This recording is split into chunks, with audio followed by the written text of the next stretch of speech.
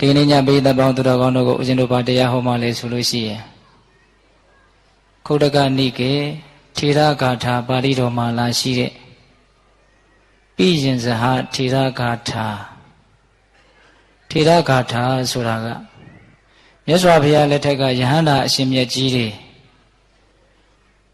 သူတို့ရဲ့သိမြင်တဲ့သဘောထားတွေကိုအနှစ်သာရရှိရှိပြောခဲ့တဲ့စကားတွေကိုဂါထာဗန္ဓာလေးတွေဖွဲ့ပြီးတော့ဂါထာဆိုတာဗမာလိုပြောရရင်တော့ရွတ်လို့ဆိုလို့ကောင်းတဲ့ပါဠိလိုဖွဲ့ထားတဲ့ကြပြတစ်မျိုးပါပဲနော်ပိယင်ဇဟလို့အမည်ရှိတဲ့မထေရမြတ်တစ်ပါးကပြောခဲ့တဲ့ပါဠိကြပြတစ်ပုဒ်အဲ့ဒီဂါထာလေးမှာပိယင်ဇဟမထေရမြတ်ကြီးဖြစ်စေခြင်းနဲ့တိုက်တွန်းထားတဲ့ဆုံးမထားတဲ့အဆုံးအမဩဝါဒ၄မျိုးပါပါတယ်ဂါထာလေးက၄ပါးတာတည်းမများပါဘူးဒါပေမဲ့ပြောထားတဲ့စကားလေးက၄ခွန်းနဲ့ဆိုပေမဲ့လို့တခွန်းတခွန်းကိုအဓိပ္ပာယ်ဖွင့်မယ်ဆိုလို့ရှိရင်အချိန်ပေါင်းများစွာပြောလို့ရတယ်အနှစ်သာရလည်းအင်မတန်ရှိတယ်အားလုံးနှလုံးသွင်းဖို့လည်းပဲအင်မတန်ကောင်းတယ်လို့ဦးဇင်းတို့ယူဆတယ်ဦးဇင်းတို့ရဲ့စိတ်ထဲမှာအဲ့ဒီဂါထာလေးထဲမှာပြောထားတဲ့စကား၄ခွန်းဟာစကားခွန်းတိုင်းဟာအဖို့ထိုက်တန်တဲ့ယတနာမြတ်တွေစီချေထားတဲ့တန်ဖိုးမဖြတ်လို့တန်ဖိုးဖြတ်လို့မရတဲ့စကားလေးတွေလို့အဲ့ဒါလို့ထင်တယ်နော်ဒါကြောင့်တရားကောင်းစဉ်ကိုဦးဇင်းတို့စိတ်ကူးထဲမှာပေါ်လာပါတယ်ယတနာထိုက်သောစကား၄ခွန်းလို့အဲ့ဒါလို့တရားကောင်းစဉ်ကိုမှတ်ရမယ်ပြောကြည့်စမ်းပါဦးယတနာထိုက်သောစကား၄ခွန်းအဲ့ဒီပြောထားတဲ့စကား၄ခွန်းကိုဒီကနေ့ညတနာရီခွဲအတွင်းမှာပဲဦးဇင်းတို့ညံမိသလောက်ပိသပေါင်းသူတော်ကောင်းတို့ကိုဟောပြောသွားပါမယ်ပိသပေါင်းသူတော်ကောင်းတို့လည်းပဲတို့ရဲ့ဘဝမှာအသုံးချမယ်ဆိုတဲ့စိတ်နဲ့နာယူကြည်ညိုကြရမယ်နော်ဘယ်လိုစိတ်နဲ့နာယူကြည်ညိုရမှာလဲအသုံးချမယ်ဆိုတဲ့စိတ်နဲ့တရားတော်ဟာလိုက်နာကျင့်သုံးရင်စိတ်နှလုံးရဲ့အေးချမ်းခြင်းကိုဖြစ်စေတယ်စိတ်ရဲ့ချမ်းသာခြင်းအစစ်မှန်ကိုပေးတယ်လို့ယုံကြည်ကြတယ်မဟုတ်လားယုံကြည်လို့လည်းပဲတရားတော်ကိုလာပြီးတော့နာရောက်ကြည်ညိုနေကြတာပေါ့ဟုတ်လားအေးဒီတော့မြတ်စွာဘုရားရဲ့တရားတော်တိုင်းဟာတတ္တဝါတွေကိုပြစ္ဆုတ်ပန်ချမ်းသာတန်ត្រာချမ်းသာကိုပေးစွမ်းနိုင်တာကြီးပါပဲဟုတ်လားမိမိတို့လိုက်နာကျင့်သုံးမယ်ဆိုရင်ကျင့်သုံးသည့်အတိုင်းအတာအလျောက်ချမ်းသာဒုက္ခအမျိုးမျိုးကိုမဖြစ်စေဘူးလားအခုလည်းပဲချမ်းသာဒုက္ခရဖို့နောက်ဆုံးနိဗ္ဗာန်ချမ်းသာကိုရဖို့အထိရည်ရွယ်ချက်ကြီးထားပြီးတော့လိုက်နာကျင့်သုံးမယ်ဆိုလို့ရှိရင်လည်းပဲမှတ်မိဖို့လည်းလိုတယ်မှတ်မိတဲ့အပြင်ကိုပြောတဲ့စကားတိုင်းကိုအတိပ္ပယ်ကိုမိမိရနားလည်ဖို့လည်းမလိုဘူးလားအေးအဲ့ဒါလို့ဦးဇင်းတို့ကလည်းပဲရှေ့ကနေပြီးတော့နားလည်အောင်စေတနာအပြည့်နဲ့ပြောပါမယ်ပိဿပေါင်းသူတော်ကောင်းတို့ကလည်းပဲတကယ်သဘောပေါက်အောင်စိတ်ဝင်စားမှုအပြည့်တန်ဖိုးထားမှုအပြည့်လေးစားမှုအပြည့်ဒီလိုစိတ်တွေနဲ့တရားကိုနာယူကြည်ညိုကြရမယ်ဟုတ်လားယတနာထိုက်သောစကား၄ခွန်းတဲ့ဒီတရားတော်ကိုမဟောကြားသေးခင်မနာကြသေးခင်မှာတရားတော်အလုံးကိုဟောကြားတော်မူခဲ့တဲ့ဘုရားရှင်ကိုယ်တော်မြတ်ရဲ့အင်မတန်အေးချမ်းကြည်လင်တော်မူတဲ့မဟာကရုဏာကိုသိစရာတရားလုံးစုံကိုသိတော်မူမြင်တော်မူတဲ့သဗ္ဗညုတဉာဏ်တည်းဟုသောပညာကိုထိုကရုဏာကိုပညာကိုနှစ်ပါးစုံတို့ဖြင့်ပြည့်စုံတော်မူတဲ့ဘုရားရှင်ကိုယ်တော်မြတ်ကိုယူသည်မြတ်တို့ရှိခိုးပူဇော်ကြအောင်စို့ကရုဏာတိတလဟရယံပညာပိဇောတဝိဟတမောဟတမံသနရမရလောကကရုံနေတုကတံဂတိဝိမု ddha ကရုဏာတိတလဟရယံမဟာကရုဏာတော်ဖြင့်အေးမြသောစိတ်နှလုံးလည်းရှိတော်မူပါ၏ထသောပညာပိဇောတဝိဟတမောဟတမံအရဟတမတိဟုသောအရာဝလင်းဖြင့်အဝိဇ္ဇာတိဟုသောမိုက်မောင်းကိုဖယ်ခွာတော်မူပြီးထသောသနရမရလောကကရုံလူနတ်မြမတတ္တဝါနန္ဒတို့ဤကြောက်ထီတန်းတို့အလေးကလူပြုရာတဆူရီသောဆရာသခင်လည်းဖြစ်တော်မူပါ၏ထသောက ဂတိဝိမုတ်တံဒေဝမနုဿနိရယနှင့်ပေတတလိษံလာယရှိငါးတန်သောဂတိတို့မှလိအထူးသဖြင့်ကင်းလွတ်တော်မူပြီးထသောသူကတံတတ္တဝါတို့အားအကျိုးများကြောင့်ဟုတ်မှန်သောစကားကောင်းကိုသာမြတ်ဆိုတော်မူပါ၏ထသောဗုဒ္ဓံသစ္စာလေးရတရားမြတ်ကိုလက်ပေါ်တင်ထားဗရမ ्या ကဲ့သို့ပြတ်သားထင်ထင်သိမြင်ပေတဘုရားရှင်ကိုယ်တော်မြတ်ကြီးကိုမေယံတရားဟောပုဂ္ဂိုလ်တရားနာပုဂ္ဂိုလ်ခေါ်ဆိုပညတ်ပရမတ်မှာမူယုံနာနှဖျားဖြစ်ကြပါသောဘုရားတပည့်တော်တို့သည်ဝနေဝနာမှာကာယဝစီမနောချီသုံးလီဒွါရပနာမဖြင့်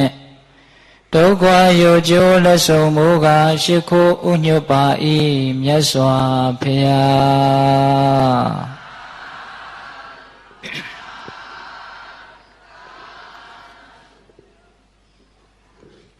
ယရဏထိုက်သောစကားလေးခွန်း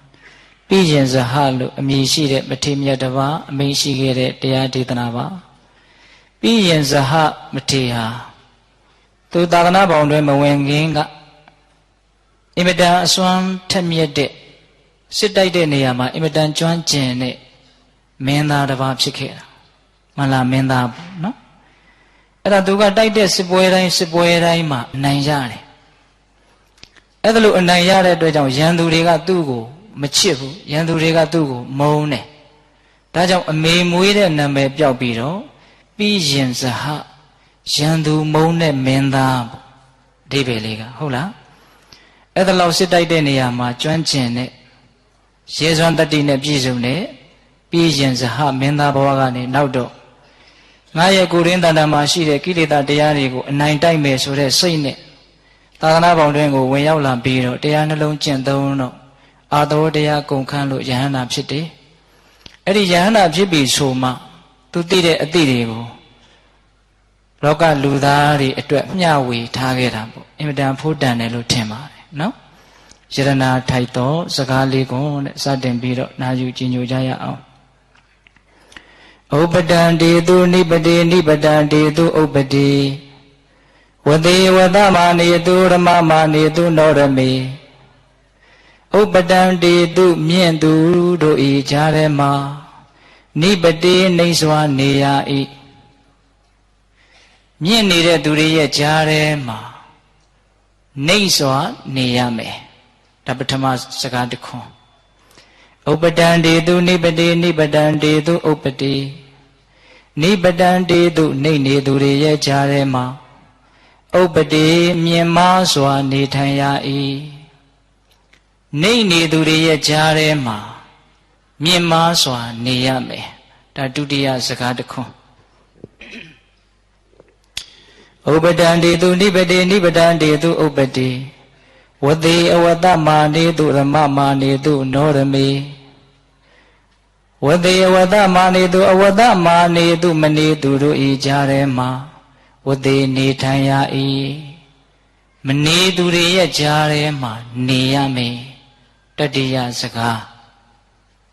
မမိသေးလားမြင်သူတွေကြားထဲမှာနှိမ့်စွာနေရမယ်နှိမ့်သူတွေကြားထဲမှာမြင်စွာနေရမယ်မနေသူတွေထဲမှာနေရမယ်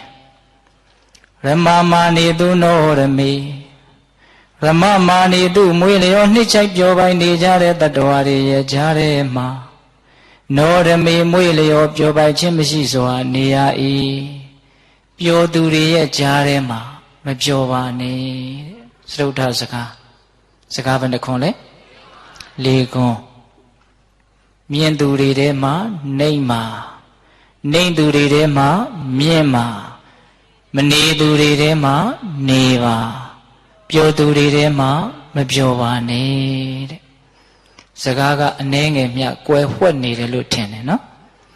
အဲ့ဒီအဓိပ္ပာယ်တွေကဘာတွေကိုဆိုလိုတာလဲဆိုတစ်ခုချင်းစီမှာအင်မတန်ကျေပြန့်တဲ့အင်မတန်နဲ့ဆိုင်တဲ့အင်မတန်အနှစ်သာရရှိတဲ့မြတ်နိုးစရာအင်မတန်ကောင်းတဲ့အဓိပ္ပာယ်တွေကိန်းနေတယ်ဥပတံတေသူနိပတိဥပတံတေသူမြင့်သူတို့ဤကြားထဲမှာနိပတိနှိမ့်စွာနေရ၏ပထမစကားကုန်းကိုစတင်ပြီးတော့ရှင်းလင်းကြည့်ရအောင်မြင့်သူတွေရဲ့ကြားထဲမှာ နှိမ့်စွာနေရမယ်ဘာဆိုလိုတာလဲဆိုတော့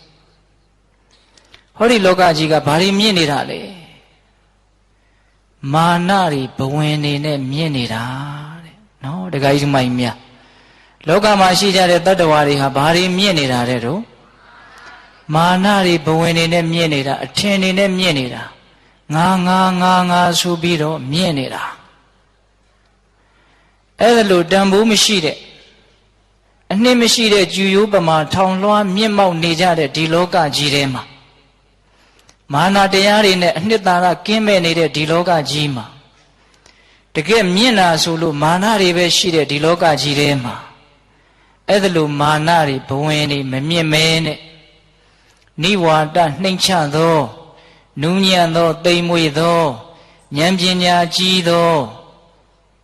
ဆိုးဝါးတဲ့မာနတွေကိုနှိမ့်ချပြီးတော့မိမိကိုယ်ကိုနှိမ့်စွာနေရမယ်မကောင်းဘူးလားမာနတွေနဲ့မြင့်မောက်နေတဲ့လောကကြီးထဲမှာအဲ့ဒီမာနကိုနှိမ့်ချပြီးတော့နှိမ့်နှိမ့်ကြကြနူးနူးညံ့ညံ့သိမ့်သိမ့်မွေ့မွေ့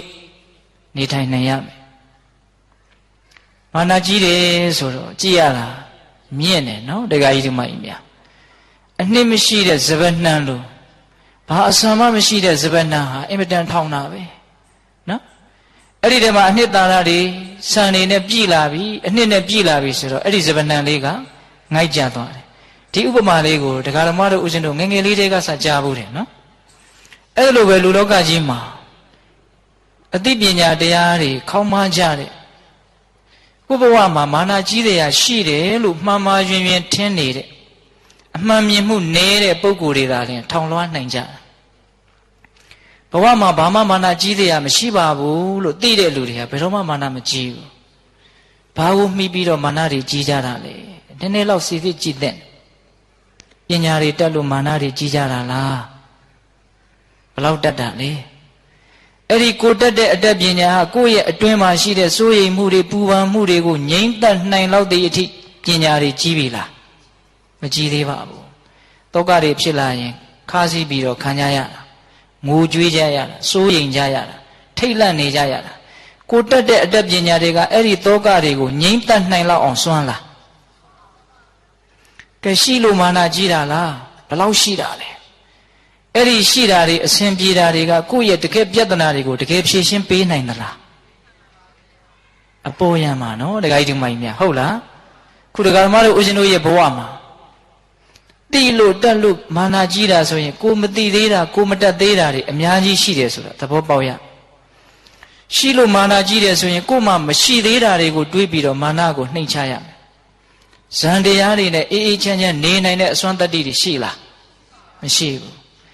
ဉာဏ်တရားတွေနဲ့အေးအေးချမ်းချမ်းနေနိုင်တဲ့အစွမ်းတတ္တိရှိလားမရှိဘူးဘာမှမာနကြီးစရာမရှိဘူးနော်တကယ်တမ်းတွေးကြည့်မယ်ဆိုရင်ပုထုဇဉ်ဘဝဟာအင်မတန်စိတ်ပြည့်စရာကောင်းတဲ့ဘဝ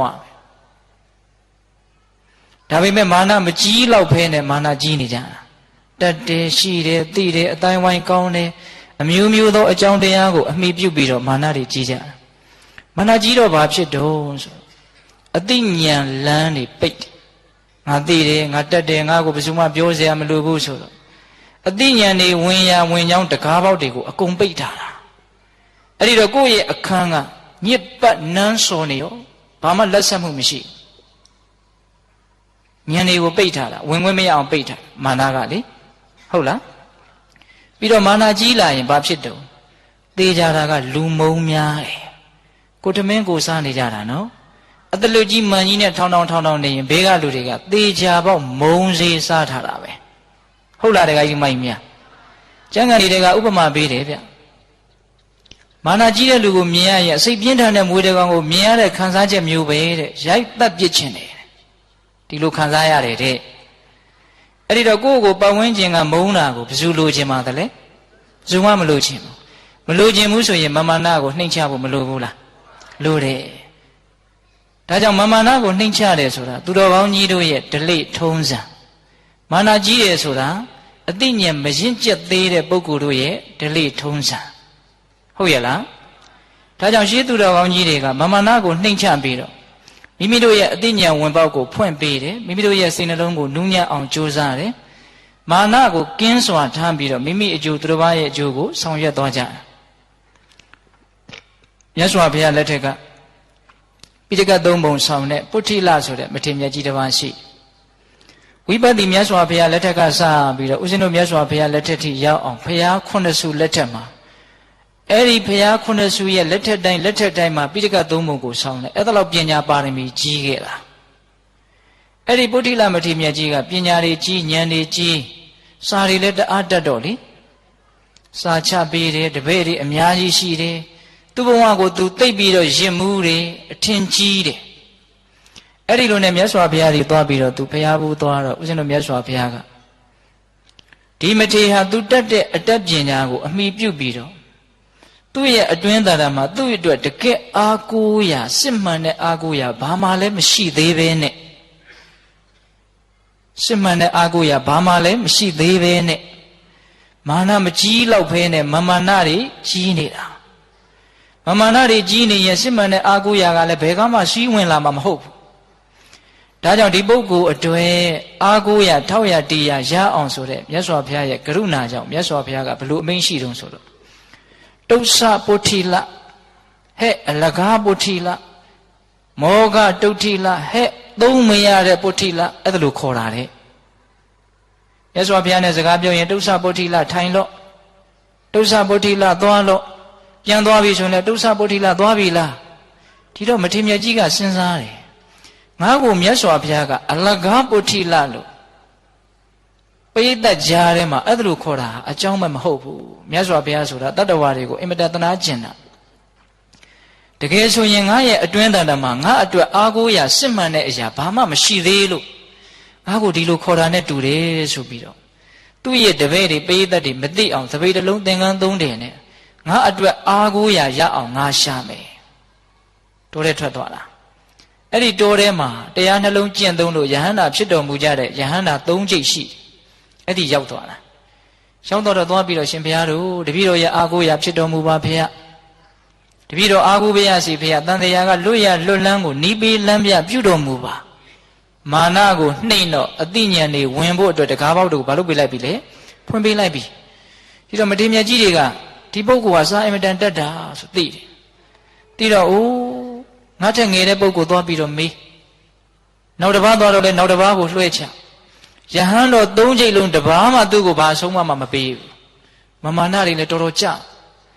အဲ့ဒါနဲ့နောက်ဆုံးမထေရကကိုရင်လေးစီကိုလွှတ်လိုက်တာ9နှစ်မြတာရှိသေးတယ်သို့တော့အာသဘောကုန်ခံမိသားအဲ့ဒီကိုရင်လေးစီလွှတ်လိုက်တော့မထေရမြတ်ကြီးကကိုရင်လေးရှိလက်အုပ်ချီပြီးရှင်သာမဏေလေးငါအတွက်အားကိုးရာဖြစ်ပါမဟုတ်တာဗျာရှင်ဘုရားတပည့်တော်တဲ့တတ်တော်အပြင်ကောအတွေ့အကြုံအပြင်ကောအင်မတန်ကြီးပါတယ်ဗျာအရှင်ဘုရားတို့ဒီကသာနဲ့တပည့်တော်တို့အဆုံးမရတဲ့မှာမဟုတ်ပါဘူးငါအတွက်အဆုံးမကိုပေးပါအားကိုးရာဖြစ်ပါမာနကိုနှိမ့်တာနော်အဲ့ဒီမှာကိုရင်ကမာနဘလောက်ကြတယ်လဲဆိုတာကိုသိချင်တဲ့အတွက်ကြောင့်အရှင်ဘုရားအဲ့ဒါလို့ဆိုရင်တပည့်တော်အရှင်ဘုရားကိုအဆုံးမပေးမယ်အဲ့ဒီရေကန်ထဲကိုအခုဝတ်ထားတဲ့အင်မတန်ကောင်းတဲ့သင်္ကန်းကိုမလဲဘဲနဲ့ဆင်းပါလို့ခိုင်းတာအဲ့ဒီတော့မထေရမြတ်ကြီးကအင်မတန်နူးညံ့သိမ်မွေ့တဲ့စိတ်သဘောထားရှိလာပြီဆိုတော့အဲ့ဒီရေကန်ထဲကိုအဲ့ဒီအဖိုးတန်သင်္ကန်းကြီးနဲ့ဆင်းသွားတာအဲ့ဒီတော့မှအရှင်ဘုရားတော်တော့ပါပြီဖေဟာအဆုံးမကိုစပြီးတော့ပေးတယ်ကိုရင်ကရှင်ဘုရားတဲ့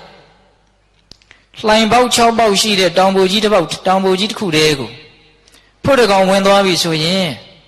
အဲ့ဒီဖို့ကိုရခြင်းနဲ့ဖို့လိုက်တဲ့ပုဂ္ဂိုလ်ဟာအပေါက်5ပေါက်ကိုပိတ်ပြီးတော့ဝင်သွားတဲ့အပေါက်ကနေစောင့်ဖမ်းမယ်ဆိုရင်အဲ့ဒီဖို့ကိုတေချာပေါင်းမိနိုင်တယ်တဲ့ဆိုလိုကြီးကညံသိပ်ကြီးတာဆိုတော့ကိုရင်ဒီလောက်ဆိုရင်ရပြီတော်လိုက်တာနော်အဲ့ဒါနဲ့ကမ္မထမ်းကြောင်းလေးတွေဝင်ပြီးတော့တောင်ဖို့ဆိုတာဒီခန္ဓာကိုယ်ကြီးကိုပြောတာအပေါက်6ပေါက်ဆိုတာမျက်စိနာနာလျှာကိုယ်စိတ်အာယုံသူ့အာယုံသူ့အတွဲနဲ့သူ့ရဲ့ဝင်ရနော်အဲ့ဒီကြံတဲ့မျက်စိနာနာလျှာကိုယ်ဆိုတဲ့အပေါက်6ပေါက်ကိုပိတ်ပြီးတော့စိတ်ဆိုတဲ့အပေါက်ကနေပြီးတော့အမှန်တရားကိုစူးစမ်းရှာဖွေတာတကယ်သဘောကဘယ်လိုသဘောလဲခန္ဓာရဲ့သဘောကဘယ်လိုသဘောလဲအဲ့ဒီမှာအနိစ္စကိုမြင်တယ်ဒုက္ခကိုမြင်တယ်အနတ္တကိုမြင်တယ်နောက်ဆုံးဒုက္ခသစ္စာကိုမြင်တယ်အဲ့ဒီမှာသစ္စာလေးပါမြင်ပြီဆိုတော့အရိယာဖြစ်ပြီးတော့ လေးမဲ့လေးညံတခါတည်းရတာပိဋကရဲ့မာမာနကိုနှိမ်ချလိုက်တော့အာကိုရအစစ်အမှန်ကိုမရဘူးလားရတယ်အဲ့ဒီမှာတုစ္ဆပုဋ္ဌိလမောဟပုဋ္ဌိလလို့အခေါ်ခံရတဲ့မထေမြတ်ကြီးဟာတကယ်အာကိုရအစစ်အမှန်ကိုမာမာနကိုနှိမ်ချသောအားဖြင့်ရမသွားဘူးလားရသွားတယ်ဒါကြောင့်မာမာနကိုနှိမ်ချတယ်ဆိုတာအသိဉာဏ်ကိုတန်ဖိုးထားကြတဲ့ပုဂ္ဂိုလ်တွေရဲ့လမ်းစဉ်ဟုတ်လားဒကမကြီးများမာမာနကြီးပြီဆိုရင်ဦးဇင်းတို့စောစောတုန်းကပြောခဲ့တဲ့စကားလုံးလေးကိုပြန်စဉ်းစားကြည့်ပါရှိလို့လားတက်လို့လားဘလောက်ရှိတာလဲဘလောက်တက်တာလဲဘလောက်အခက်ခဲတွေကိုဖြေရှင်းနိုင်ပြီလဲမိမိအနာဂတ်ရေးကဘလောက်ပြေလေပြီလဲနော်လောကမှာလေအတတ်ပညာတွေပိုင်ဆိုင်မှုတွေအတိုင်းဝိုင်းနေနဲ့ဖြေရှင်းလို့မရတဲ့အခက်အခဲတွေအများကြီးရှိတယ်နော်ဒကမာကြီးတွေမာနမကြီးဖို့ပြောနေတာနော်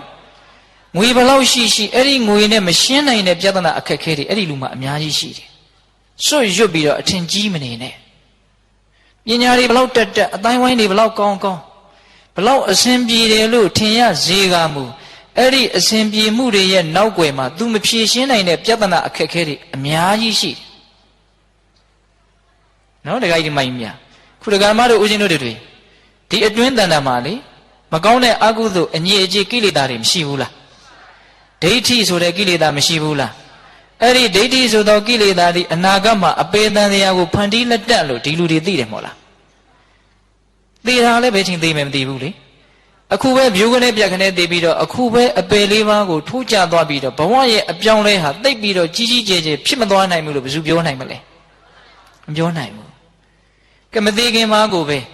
ဦးချင်းနေနာချင်းနေသေချင်းနေဒါတွေကိုရဲရဲဝံ့ဝံ့တတ္တိရှိရှိသိက္ခာရှိရှိရင်ဆိုင်နိုင်တဲ့အစွမ်းကိုမှရှိလားမရှိသေးဘူးမရှိသေးတဲ့လူများတယ်အဲ့ဒီအစွမ်းတတ္တိကိုငွေနဲ့ဝယ်လို့ရလားဂုံနဲ့လဲလို့ရလားအသိဉာဏ်မရှိသမျှအဲ့ဒီအခက်ခဲအဲ့ဒီပြဿနာဘယ်တော့မှမပြေလေဘူးနော်တခါကြီးမိုက်များစိတ်ကူးလေးနဲ့သေးကြည့်စိတ်ကူးနဲ့ဆေးရုံရောက်ကြည့်စိတ်ကူးနဲ့ကင်ဆာဖြစ်ကြည့်စိတ်ကူးနဲ့လေးဖြတ်ကြည့်မဖြစ်ဘူးလို့ဘယ်သူမှအာမမခံနိုင်ဘူးအဲ့ဒါလို့ဖြစ်လာလို့ရှိရင်အဲ့ဒီအခက်ခဲအဲ့ဒီပြဿနာကိုဖြေရှင်းနိုင်တဲ့အစွမ်းတတ္တိငါနဲ့ငါအတိုင်းဝိုင်းမှာရှိလားလို့မေးကြည့်ပေါ့ဘာမှမရှိဘူးဒါမရှိတာကိုတွေးပြီးတော့မာမာနကိုချနောက်တော့မြတ်စွာဘုရားအကြံပေးတဲ့နီးပေးတဲ့စကားလေးတစ်ခုကလည်းအင်မတန်ကောင်းပါတယ်မာနကိုနိုင်ရင်မမြဲတာကိုနှလုံးသွင်းတဲ့အနိစ္စတင်ညာသည်အတ္တမိမာနငါဒီဟုသောမာနကိုအင်မတန်နိုင်တယ်လို့ဆိုတယ်ဘာမှမြဲတာမဟုတ်ဘူးအချိန်မရွေးပြောင်းလဲနေတာအချိန်မရွေးဖြစ်ချင်တယ်လို့ဖြစ်သွားနိုင်တယ်ဘာအာမခံချက်မှမရှိဘူးစက္ကန့်တိုင်းမိနစ်တိုင်းကိုဘာနဲ့မှဘာအာမခံချက်နဲ့မှတိဆောက်ထားတာမဟုတ်ဘူးဘယ်သူမှအာမခံချက်ရှိတဲ့အခွင့်အရေးကိုလူလောကမှာဘယ်သူမှမရဘယ်လိုလူမှမရနော်တခါကြီးမိုက်မြဒါကြောင့်ဘာမှမြင်တာမဟုတ်ဘူးကောင်းလို့မြင်မာနကြီးနေတယ်ဆိုရင်အဲ့ဒီကောင်းတာကဘလောက်ခိုင်မာလဲစဉ်းစားပေါ့နော်တခါကြီးမိုက်မြအသက်စီစိန်ခန္ဓာအိမ်ကတိမ်ခဲတက်တဲ့ကြည်ခဲပြတ်သူမျက်စိအောက်တွင်ပြောက်လင်းစင်ရသင်္ခါရဆက်သူပိုင်နဲ့၌တွတ်တွတ်လေကပါရရှာသည်ခန္ဓာအိဋ္ဌပါတကားဒီလင်္ကာလေးရလားလေဒီပဏိဒဆရာဥမောင်ကြီးရေးခဲ့တာလေအသက်စီစိန်ခန္ဓာအိမ်ကတိမ်ခဲတက်တဲ့ကြည်စေပြတ်သူမျက်စိအောက်တွင်ပြုတ်လွင်ဆွင်၍သင်္ခါရဆက်သူပိုင်နဲ့၌တွတ်တွတ်လေကပါရရှာသည်ခန္ဓာအိဋ္ဌပါတကားဖြစ်ပေါ်နေတဲ့ဖြစ်ပျက်တွေဆိုတာအကြောင်းတရားပေါ်မှာမူတည်နေတယ်အစဉ်ပြေတယ်ဆိုတာလည်းအစဉ်ပြေတဲ့အကြောင်းရှိလို့အစဉ်ပြေနေတာဟုတ်လားအဲ့ဒီအကြောင်းတရားတွေရုပ်သိမ်းလို့ချုပ်ငိမ့်လို့သွားပြီဆိုရင်အစဉ်ပြေတာတွေလည်းမပြေတော့ဘူးရှိနေတာတွေလည်းမရှိတော့ဘူးတိုင်းဝိုင်းနေတာတွေလည်းမတိုင်းဝိုင်းတော့ဟုတ်လားအဲ့ဒါလို့အနိစ္စကိုမှန်မှန်ကန်ကန်သဘောပေါက်အောင်စဉ်းစားမယ်ဆိုရင်မာမာနဘာဖြစ်သွားမှာလဲပျောက်သွားမယ်ဒါကြောင့်မာမာနတွေနဲ့အချီးနှီးမြင့်မားနေတဲ့ဒီလောကကြီးထဲမှာမိမိကိုအင်မတန်ဝင်လေးစေတဲ့မာနဆိုတာလေးတဲ့ဝန်တို့ဝိုးကြီးတစ်ခုပါငါဘာလို့ထင်းနေတာငါဘာဆိုတာကြီးကိုလွတ်မချနိုင်သေးသမျှကာလပတ်လုံးအဲ့ဒီဘာဆိုတာကြီးကိုထမ်းထားရတော့တာပဲဟင်သဘောပေါက်မလားမသိဘူးကိုဘာလို့ထင်ထားတာတွေရှိတယ်လူတိုင်းမှာအသီးသီးရှိတယ် အဲ့ဒီဘာဆိုတာကြီးကကိုယ်ကောင်းပေါ်မှာရှိနေတယ်အဲ့ဒါကြီးကနေရာတကာကိုစီးနေတယ်မသွားရဲဘူးမလာရဲဘူးမပြောရဲဘူးမဆိုရဲဘူးငါဒီနားသွားရင်ဒီလိုများအောက်ကြမလားတိတ်ခါများကြမလားဘာဖြစ်မှလဲညာဖြစ်မှလဲအမျိုးမျိုးတွေးပြီးတော့ဘာဆိုတာကြီးနဲ့ညီအောင်တစ်ခါတလေနေရတယ်မကြက်တဲဘူးလားကြက်တဲတယ်ဒါကြောင့်မာနဆိုတာအင်မတန်လေးတဲ့ဝန်တို့ဝန်ဘိုးတစ်ခုပဲဟုတ်လားအဲ့ဒီတော့ဒီမာနတည်းဟုသောဝန်တို့ဝန်ဘိုးကိုချပြီးတော့မာနတွေနဲ့အလကားမြင့်နေတဲ့ကျူရိုးသဖွယ်တဲ့စာကတော့ပြောတယ်ကျူရိုးတွေဒီကအောက်သူအောက်သားတွေမြင်ဘူးတယ်နော်အထဲထဲမှာဘာအနှစ်ရှိလဲဘာမှအနှစ်မရှိဘူးဒါပေမဲ့ तू အင်မတန်ထောင်းတယ်အင်မတန်မာတယ်လို့ထင်ရတယ်ဘေးကကြည့်ရင်ဝင်းနေရောဟုတ်လားအေးမာနဆိုတာအဲ့ဒီကျူရိုးလိုပဲတဲ့ကျူရိုးလာအချင်းဤသောမာနတွေနဲ့မြင်မနေကြတဲ့ဒီလောကကြီးထဲမှာမာနကိုနှိမ့်ချလို့ပေါ်ပါစွာလွတ်လပ်စွာအသက်ရှင်သန်နေထိုင်မယ်ဆိုရင်မကောင်းဘူးလားအေးဒါကိုပြောတာနော်မြင့်သူတွေထဲမှာနှိမ့်မာနတွေနဲ့မြင့်နေတဲ့လောကကြီးထဲမှာမာနကိုနှိမ့်ချပြီးတော့ကာရဝတရားနိဝါဒတရားနဲ့နုနုညံ့ညံ့သိမ့်သိမ့်မွေ့မွေ့ပျော့ပျော့ပြောင်းပြောင်းသဘောထားကြီးတဲ့အမှတ်လက္ခဏာနဲ့သိမ်မွေ့နူးညံ့စွာမနေသင့်ဘူးလားမြင်ရတဲ့သူတွေလည်းကုသိုလ်တိုးတယ်ဟင်တခါကြီးမိုက်မြအေးဒါကြောင့်ပထမယရနာထိုက်သောစကားတခွန်းမြင့်သူတွေထဲမှာနှိမ့်မာသဘောပေါက်ကြတယ်နော်ဒုတိယစကားဆက်ရအောင်ဥပတံတေသူနိပတိနိပတံတေသူဥပတိနိပတံတေသူနှိမ့်သူတို့ဤကြားထဲမှာဥပတိမြင့်စွာနေထိုင်ရ၏နှိမ့်နေတဲ့လောကကြီးထဲမှာမြင့်စွာနေရမယ်ဘာများဆိုလိုတာလဲဆိုတော့ဒီလောကကြီးကဘာတွေနှိမ့်နေလဲကိုချင်းတရားနဲ့ကောင်းတဲ့စိတ်ဓာတ်တွေနှိမ့်ချနေတယ်တဲ့ထောက်ခံရလားဓမ္မကြီးများလောကကြီးမှာကိုချင်းတရားတွေနှိမ့်ချနေတယ်ဆိုတာဟုတ်လားလမ်းဘေးကရေဦးစင်ကရေခွက်ကလေးတွေတန်ကြိုးလေးတွေနဲ့ခြိထားရတယ်လေဟုတ်လားမနေတတ်မထိုင်တတ်မပြောတတ်မဆိုတတ်မလှုပ်တတ်မကင်တတ်တော့လူလေကောင်မှကွန်းသွေးမထွေးရတော့ဒီနာအမိုက်မပြည့်ရတော့မပြစ်တဲ့နဲ့မထွေးတဲ့နေရာမှာသိရတဲ့စာရီရေးထားရသေးတယ်လေဓာငွေဘလောက်လို့ရေးထားရသေးတယ်လေယဉ်ကျေးပါတယ်ဆိုတဲ့လူတွေရဲ့ကိုကျင်တရားနေပုံထိုင်ပုံစိတ်ကူးတွေဟာအောက်တန်းမကြဘူးလားအောက်တန်းကြလို့အဲ့ဒီလိုဟာတွေရေးထားရတာပေါ့ဒါအသေးစိတ်လေးကိုပြောပြတာနော်။ကိုင်စည်းပွားရှာတဲ့နေရာဆက်ဆံတဲ့နေရာကိုကြည်စမ်းပါဦး။လူကျင်တာရကျင်တာတခုကိုရှေ့တန်းတင်ပြီးတော့ဘဇုသေးသေးငတိမာပြီးရောအမိကျက်အမိစားခေါင်းကျက်ခေါင်းစားမနှိမ့်ကြဘူးလား။ခုဒီနေ့ကတခါတယောက်ကိုဦးစင်ကလောကကြီးကကြောက်เสียကောင်းလိုက်တာဗျာအမိကျက်အမိစားခေါင်းကျက်ခေါင်းစားအဖေအမေတောင်မရှောင်ဘူးဆွေမျိုးဆိုတာလည်းမရှိဘူးညီကိုမောင်နှမဆိုတာလည်းမရှိဘူးမေတ္တာတရားတွေနဲ့ထွေးပိုက်ထားခဲ့တဲ့ကျေးဇူးတရားဆိုတာတွေလည်းမရှိဘူးရခြင်းရင်ရခြင်းတာလောက်ပဲသိတယ်သိကျမ်းတာပဲလို့အမိကျက်အမိစားခေါင်းကျက်ခေါင်းစားလို့ဦးစင်ကပြောတော့အဲ့ဒီတကာကဘာပြန်ပြောလဲဆိုတော့အခုခေတ်ကအမိကျက်အမိစားခေါင်းကျက်ခေါင်းစားခေတ်မဟုတ်တော့ဘူးဗျာဟာတကာကြီးဘလို့တုံးဆိုအစိမ့်လိုက်မျိုးတဲ့ခေတ်ကိုရောက်နေပြီတဲ့ဟင်တက္ကမကြီးတွေဘာတဲ့တုံအစိမ့်လိုက်မျိုးတဲ့ခေတ်ရောက်နေပြီတဲ့အောက်တန်းကြလိုက်တာနော်အဲ့ဒီလိုကိုချင်းတရားတွေနဲ့စိတ်ဓာတ်မြင့်မားမှုကင်းနေတဲ့ဒီလောကကြီးထဲမှာဘယ်လောက်ထိကြနေပြီလဲလို့တိုင်းတာဖို့တောင်တော်တော်ခက်နေပြီအတိုင်းဝိုင်းတိုင်းကိုကြည့်လိုက်တဘာဝမကြသောမျက်နှိုးစရာမကောင်းသောစိတ်ကူးစိတ်တန်းလှုပ်ရက်တွေနေရာတိုင်းမှာရှိနေတယ်ဟုတ်လားအေးအဲ့ဒီလိုစိတ်ဓာတ်နဲ့ကိုကျင်တရားအောက်တန်းကျနေတဲ့ဒီလောကကြီးထဲမှာ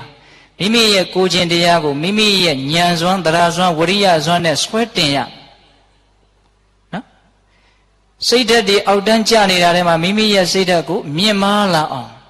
မြတ်စွာဘုရားရဲ့တည်တော်မူမြင်တော်မူသည့်အားလျော်စွာဟောထားတဲ့ဒေသနာတော်တွေနဲ့အညီမိမိရဲ့စိတ်ဓာတ်ကိုမြင့်တင်ပေးရမယ်အဲ့ဒါကိုဆိုလိုတာနှိမ့်သူတွေထဲမှာမြင့်မာတဇူပဲပြက်ပြက်ငါတရားမပြက်စီဘူးအများမိုးကားရေတောက်တိုင်းမတောက်နိုင်ဘူးရှားပေါ်မြက်ပေါက်ခြင်းပေါက်ပါစီမဟုတ်တာတော့မလုပ်ဘူးဒီလိုမျိုးစိတ်ဓာတ်မျိုးကိုဆိုလိုတာနော်တခါကြီးမိုက်မြနှိမ့်သူတွေထဲမှာမြင့်မာတကယ်သူတော်ကောင်းကြီးတွေဆိုတာပတ်ဝန်းကျင်လောကဘလောက်ပဲတရားပြက်ပြက်ဘလောက်ပဲသဘာဝမကြကြဘလောက်ပဲဆိုးဝါးလို့နေသူများဆိုးလို့ကိုဆိုးရပါတယ်ဆိုတာသူတို့မှအကြောင်းပြချက်မဟုတ်ဘူးခုခေတ်လူတွေကအင်မတန်အကြောင်းပြတယ်နော် ဒီခေတ်ကြီးထဲမှာသီးခံရင်နင်းများဖြစ်မှာပေါ့ကိုယုံမာကျင်တာကိုရိုးရိုးမပြောဘူးသူများဆွဲထည့်တာဟုတ်လားဒကမာကြီးတွေကိုသီးမခံနိုင်တာကိုသီးမခံမနိုင်ဘူးလို့ရိုးရိုးဝင်မခံဘူးနော်ဒီခေတ်ကြီးထဲမှာသီးခံရင်နင်းများဖြစ်သွားမှာပေါ့ဆိုသီးခံတဲ့တရားကကျင့်သုံးလို့မရလို့ကိုသူကမကျင့်သုံးရတဲ့အနေအထားမျိုးပြောတာသူတော်တယ်ဒီတရားကြီးကိုကဆိုသုံးမရဘူးလို့သူကပြောနေတာဘလောက်အဲ့ဒီစကားဟာစူးစူးရှားရှားမှားနေတယ်လေနော်တကယ်ဒီမိုက်မြတ်တကယ်ဆိုရင်သီးခံခြင်းတရားကကိုစွန့်တယ်ဆိုရင်ကျင့်လို့ရတယ်မဟုတ်လားရတယ်နော်အဲ့ဒါရရတဲ့နဲ့ကိုမကျင့်နိုင်တာကိုမကျင့်နိုင်ဘူးလို့ရိုးရိုးမပြောဘူးလေခစ်ကိုစနစ်ကိုလူတွေကိုအပြစ်တင်ပြီးတော့ရုပ်မှမှုတွင်းတဲ့ကိုရဲရဲကြီးဆင်းသွားတာဟုတ်ရဲ့လားသူတော်ကောင်းတွေဆိုတာဘေးကဘလို့ပဲဖြစ်နေလေကိုယ့်ရဲ့ကောင်းမြတ်မှန်ကန်မှုကိုအပြည့်စည်းမခံဘူးနှိမ့်သူတွေထဲမှာမြင့်တာဇလန်းလေးတစ်ပုဒ်ပြောပြမယ်ဗျာဦးဇင်းတို့မြတ်စွာဘုရားအလောင်းတော်တခုသောဘဝတုန်းကလဲကုံတဲ့မှုကြီးဖြစ်တယ်။ဘာကြောင့်ဒီဇတ်တော်ကိုဟောရတယ်ဆိုတာကိုတော့ဦးဇင်းတို့အခြေမပြောပါဘူးနောက်ထပ်ပြောစရာစကားနှစ်ခွန်းကြံသေးတယ်လေ။အဲ့ဒီလိုလဲကုံတဲ့မှုဖြစ်တော့တူတူပြောကြပါစို့ဗျာသဲကန္တာရထဲမှာလှဲ900မျက်ရှိလေသွားတာ။တောက်เสียရေမရှိဘဲနဲ့ရေငတ်ပြီးတော့အပေါ်ကနေဘူးအောက်ကသဲဘူးတွေထဲမှာဒုက္ခရောက်ပြီးတော့သေရမယ့်ကိန်းဆိုင်တာ။အဲ့ဒါနဲ့ဘေးဘီကိုရှောက်ကြည့်တော့အင်မတန်စိမ့်ဆူနေတဲ့သဲကန္တာရထဲမှာအင်မတန်ထူးဆန်းတဲ့မဖြစ်စဘူးထူးကဲလာတဲ့စိမ့်ဆူနေတဲ့ညောင်မင်းကြီးတစ်ပင်ကိုတွေ့တာကန္တာရကြီးထဲမှာညောင်မင်းပေါက်နေတယ်ဆိုတာတကယ်မဖြစ်နိုင်တဲ့ကိစ္စကြီးတစ်ခုသို့တော်ဖြစ်နေတယ်အဲ့ဒါနဲ့အဲ့ဒီညောင်မင်းကြီးအောက်ကိုသူတို့သွားပြီးတော့ခိုးတာသေတာအေးအေးဆေးဆေးသေပါရစေဆိုတဲ့အနေအထားမျိုးပေါ့ကံကောင်းတာကအဲ့ဒီညောင်မင်းမှာငကားဆောက်နေအဲ့ဒီငကားကတဏှာကရုဏာကြီးတယ်ဟာဒီလူတွေဒုက္ခရောက်လာတယ်အဲ့ဒီလိုနဲ့အဲ့ဒီညောင်မင်းကြီးရဲ့အောက်မှာလှဲတွေထိုးနွားတွေဖြုတ်ပြီးတော့တပင်ကြီးကိုမော့ကြည့်တပင်ကြီးကအကိုင်းလေးကိုင်းနဲ့သိပ်လှတာပဲစိမ့်ဆိုးနေရောကိုင်းနေကြည့်လိုက်တော့ရေဒီမြန်ထွက်ကြလာမလားအောက်မေ့ရတယ်ရေကလည်းသိပ်ငတ်နေတာဆိုတော့တန်းတတာအဲ့ဒါနဲ့ကုန်းတဲ့အချင်းချင်းဟေးညောင်မင်းကြီးကဆိုးရွှဲနေတာပဲအရှိဘက်သွားနေတဲ့အကိုင်းကိုဖျက်ကြည့်ရအောင်ဘာမှဖြစ်မလဲမသိဘူးကြံပြီးကြံရရှောက်ကြံတာအဲ့ဒါနဲ့အရှိဘက်သွားတဲ့ညောင်ကိုင်းကိုဖျက်ကြည့်တယ်တဲ့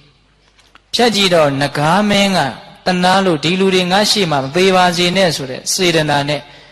ရေထွက်ကြလာအောင်ဖန်ဆင်းပေးတာအဲ့ဒီမှာအံ့ဩတယ်ညောင်မင်းကရေထွက်တယ်ဟိဘာကြောင့်ထွက်တယ်လဲဆိုတဲ့အကြောင်းတရားကိုသူတို့မသိဘူးအံ့ဩဖို့ပဲသိတယ်ဒါလူတို့ရဲ့တဘာဝပါပဲနော်အဲ့ဒါနဲ့ရေတွေကိုတောက်ကြချိုးကြမသေးတော့ဘူးဟန်ရလိုက်တာပျော်လိုက်တာအဲ့ဒါနဲ့ထူးဆန်းတယ်ညောင်မင်းကြီးကမြောက်ဘက်အကိုင်းကိုတောင်ဘက်အကိုင်းကိုဆက်ဖြတ်ကြည့်ရင်ဘာထွက်မလဲမသိဘူးရေတောင်ထွက်တယ်ဆိုမှတော့တဲထူးတာပဲအဲ့ဒါနဲ့တောင်ဘက်ကအကိုင်းကိုဆက်ပြီးတော့ဖြတ်ကြည့်ဘာတွေထွက်ကြလာတော့ဆိုတော့စားစရာတွေထွက်လာတယ်အစာအာဟာရတွေထမင်းတွေခဲဘွယ်ဘောဇင်တွေစားတောက်ပြီးတော့ပျော်လိုက်တာကျေးဇူးရှင်ကြီးညောင်မင်းကြီးကိုကျေးဇူးတင်အဲ့ဒါနဲ့အနောက်ဘက်ကအကိုင်းကိုဆက်ဖြတ်ကြည့်ရင်ဘာထွက်မှမသိဘူးဖြတ်ကြည့်ဘာတွေထွက်လာတော့ဆိုတော့အဝိဒ္ဒဇာအပြည့်စုံဆင်ញင်ထားတဲ့သရိုးသမီးလေးတွေထွက်လာဟာဟုတ်လိုက်တာညောင်မင်းကြီးကအဲ့ဒါလေးနဲ့သူတို့ပျော်ရွှင်ကြည်နူးပြီးတော့ဟေးမြောက်ဘက်ကအကိုင်းကြံသေးတယ်ဖြတ်ကြည့်ကြအောင်စို့လူတို့ရဲ့လောဘဆိုတာလည်းမရက်ဘူးနော်အဲ့ဒါနဲ့ဖြတ်တော့မြောက်ဘက်အကိုင်းကနေရွှေငွေကြောက်တံပရမများတွေထွက်ကြလာအောင်ဖန်ဆင်းပေးတယ်အဲ့ဒါနဲ့လှဲတွေပေါ်ဥယောဖာရတင်းဟာတိတ်ဟုတ်တာပဲကုံကူးเสียမလို့တော့အဲ့ဒီလိုနဲ့အကုန်လုံးယုံစုပြီးတော့ပျော်တပြုံးပြုံးပေါ့လေ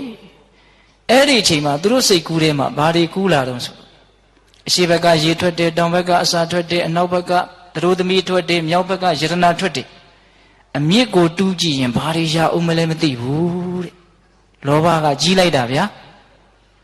အဲ့ဒါနဲ့ကျေးဇူးရှင်ကြီးကျေးဇူးရှင်ညောင်မင်းကြီးတို့အမြင့်တူးကြရအမြင့်တူးကြည့်ရအောင်ကျေးဇူးရှင်ကိုကျေးဇူးဆက်တာအမြင့်ဖြတ်မလို့ဟင်ဒကာကြီးတို့မကြီးမြတ်အဲ့ဒီမှာဘုရားလောင်းကမနေနိုင်တော့ဘူး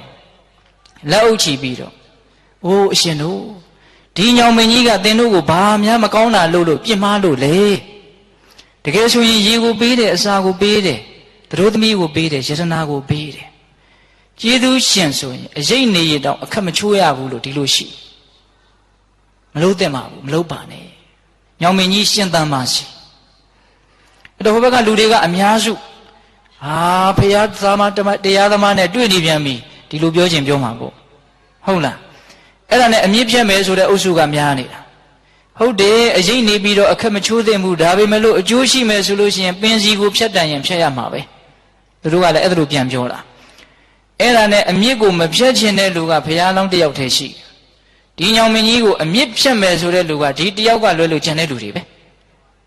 မကောင်းတဲ့ဘက်ကအင်အားကဘလောက်များနေတော့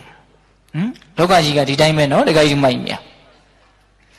အဲ့ဒါနဲ့ဘုရားလောင်းကတားမရတော့ဒီတိုင်းပဲလက်လျှော့ရတယ်အဲ့ဒီမှာပစိန်နေရေရင်းနေပြင်းပြီးတော့ကျေးဇူးရှင်ညောင်မင်းကြီးကိုအမြင့်ဖြတ်ပွဲကြီးပျော်ပျော်ပါပါဆင်နွှဲကြတာအဲ့ဒီမှာနဂါမင်းကအင်မတန်အောက်တန်းကျတဲ့လူတွေပဲစိတ်ဓာတ်တွေကအင်မတန်အောက်တန်းကျတာကိုလူကျင်တာရကျင်တာတစ်ခုကလွဲလို့ဘာမှနားမလည်တဲ့လူတွေပဲ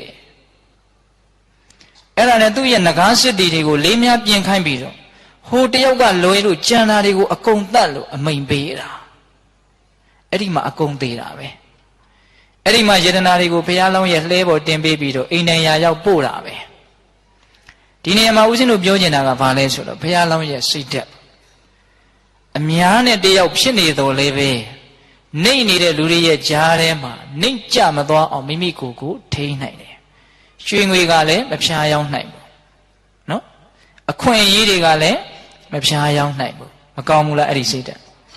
နော်ဒါကြောင့်တရားဓမ္မတို့ဦးဇင်းတို့တွေသာသနာနောက်ပိုင်းမှာလူဖြစ်လာကြတယ်သာသနာရဲ့အဆုံးအမကောင်းတဲ့အညီနေပြီးတော့မိမိတို့ရဲ့ဘဝကိုတကယ်အေးချမ်းစေမဲ့ငြိမ်းချမ်းစေမဲ့အကျိုးရှိစေမဲ့အရာတွေကိုတကယ်ကျင့်သုံးပြီးတော့ဘယ်လိုအခွင့်အရေးဘယ်လိုအခွင့်အလမ်းနဲ့မှဒါတွေကိုလဲပြီးတော့စိတ်ဓာတ်တွေအောက်တန်းကျတဲ့အဖြစ်မျိုးကိုရောက်မသွားအောင်မထိမ့်သင့်ဘူးလားထိမ့်သင့်တယ်ဘယ်သူတရားပြက်ပြက်ကိုမပြက်ပါဘူးဘယ်သူတွေစိတ်ဓာတ်အောက်တန်းကျကြကိုအောက်တန်းမကျပါဘူးကိုစားရင်ကိုချိုတယ်ကိုစားရင်ကိုခါတယ်ခါလာစားခါမှာပဲသူစားလို့ကိုလိုက်စားလို့တတ်တာတဲ့သဘောရှိမလားမရှိပါဘူးဗျအများအကုန်လုံးနေတာအပြစ်ပေါ့မယ်လို့မထင်ပါလေနဲ့ဟုတ်ရဲ့လား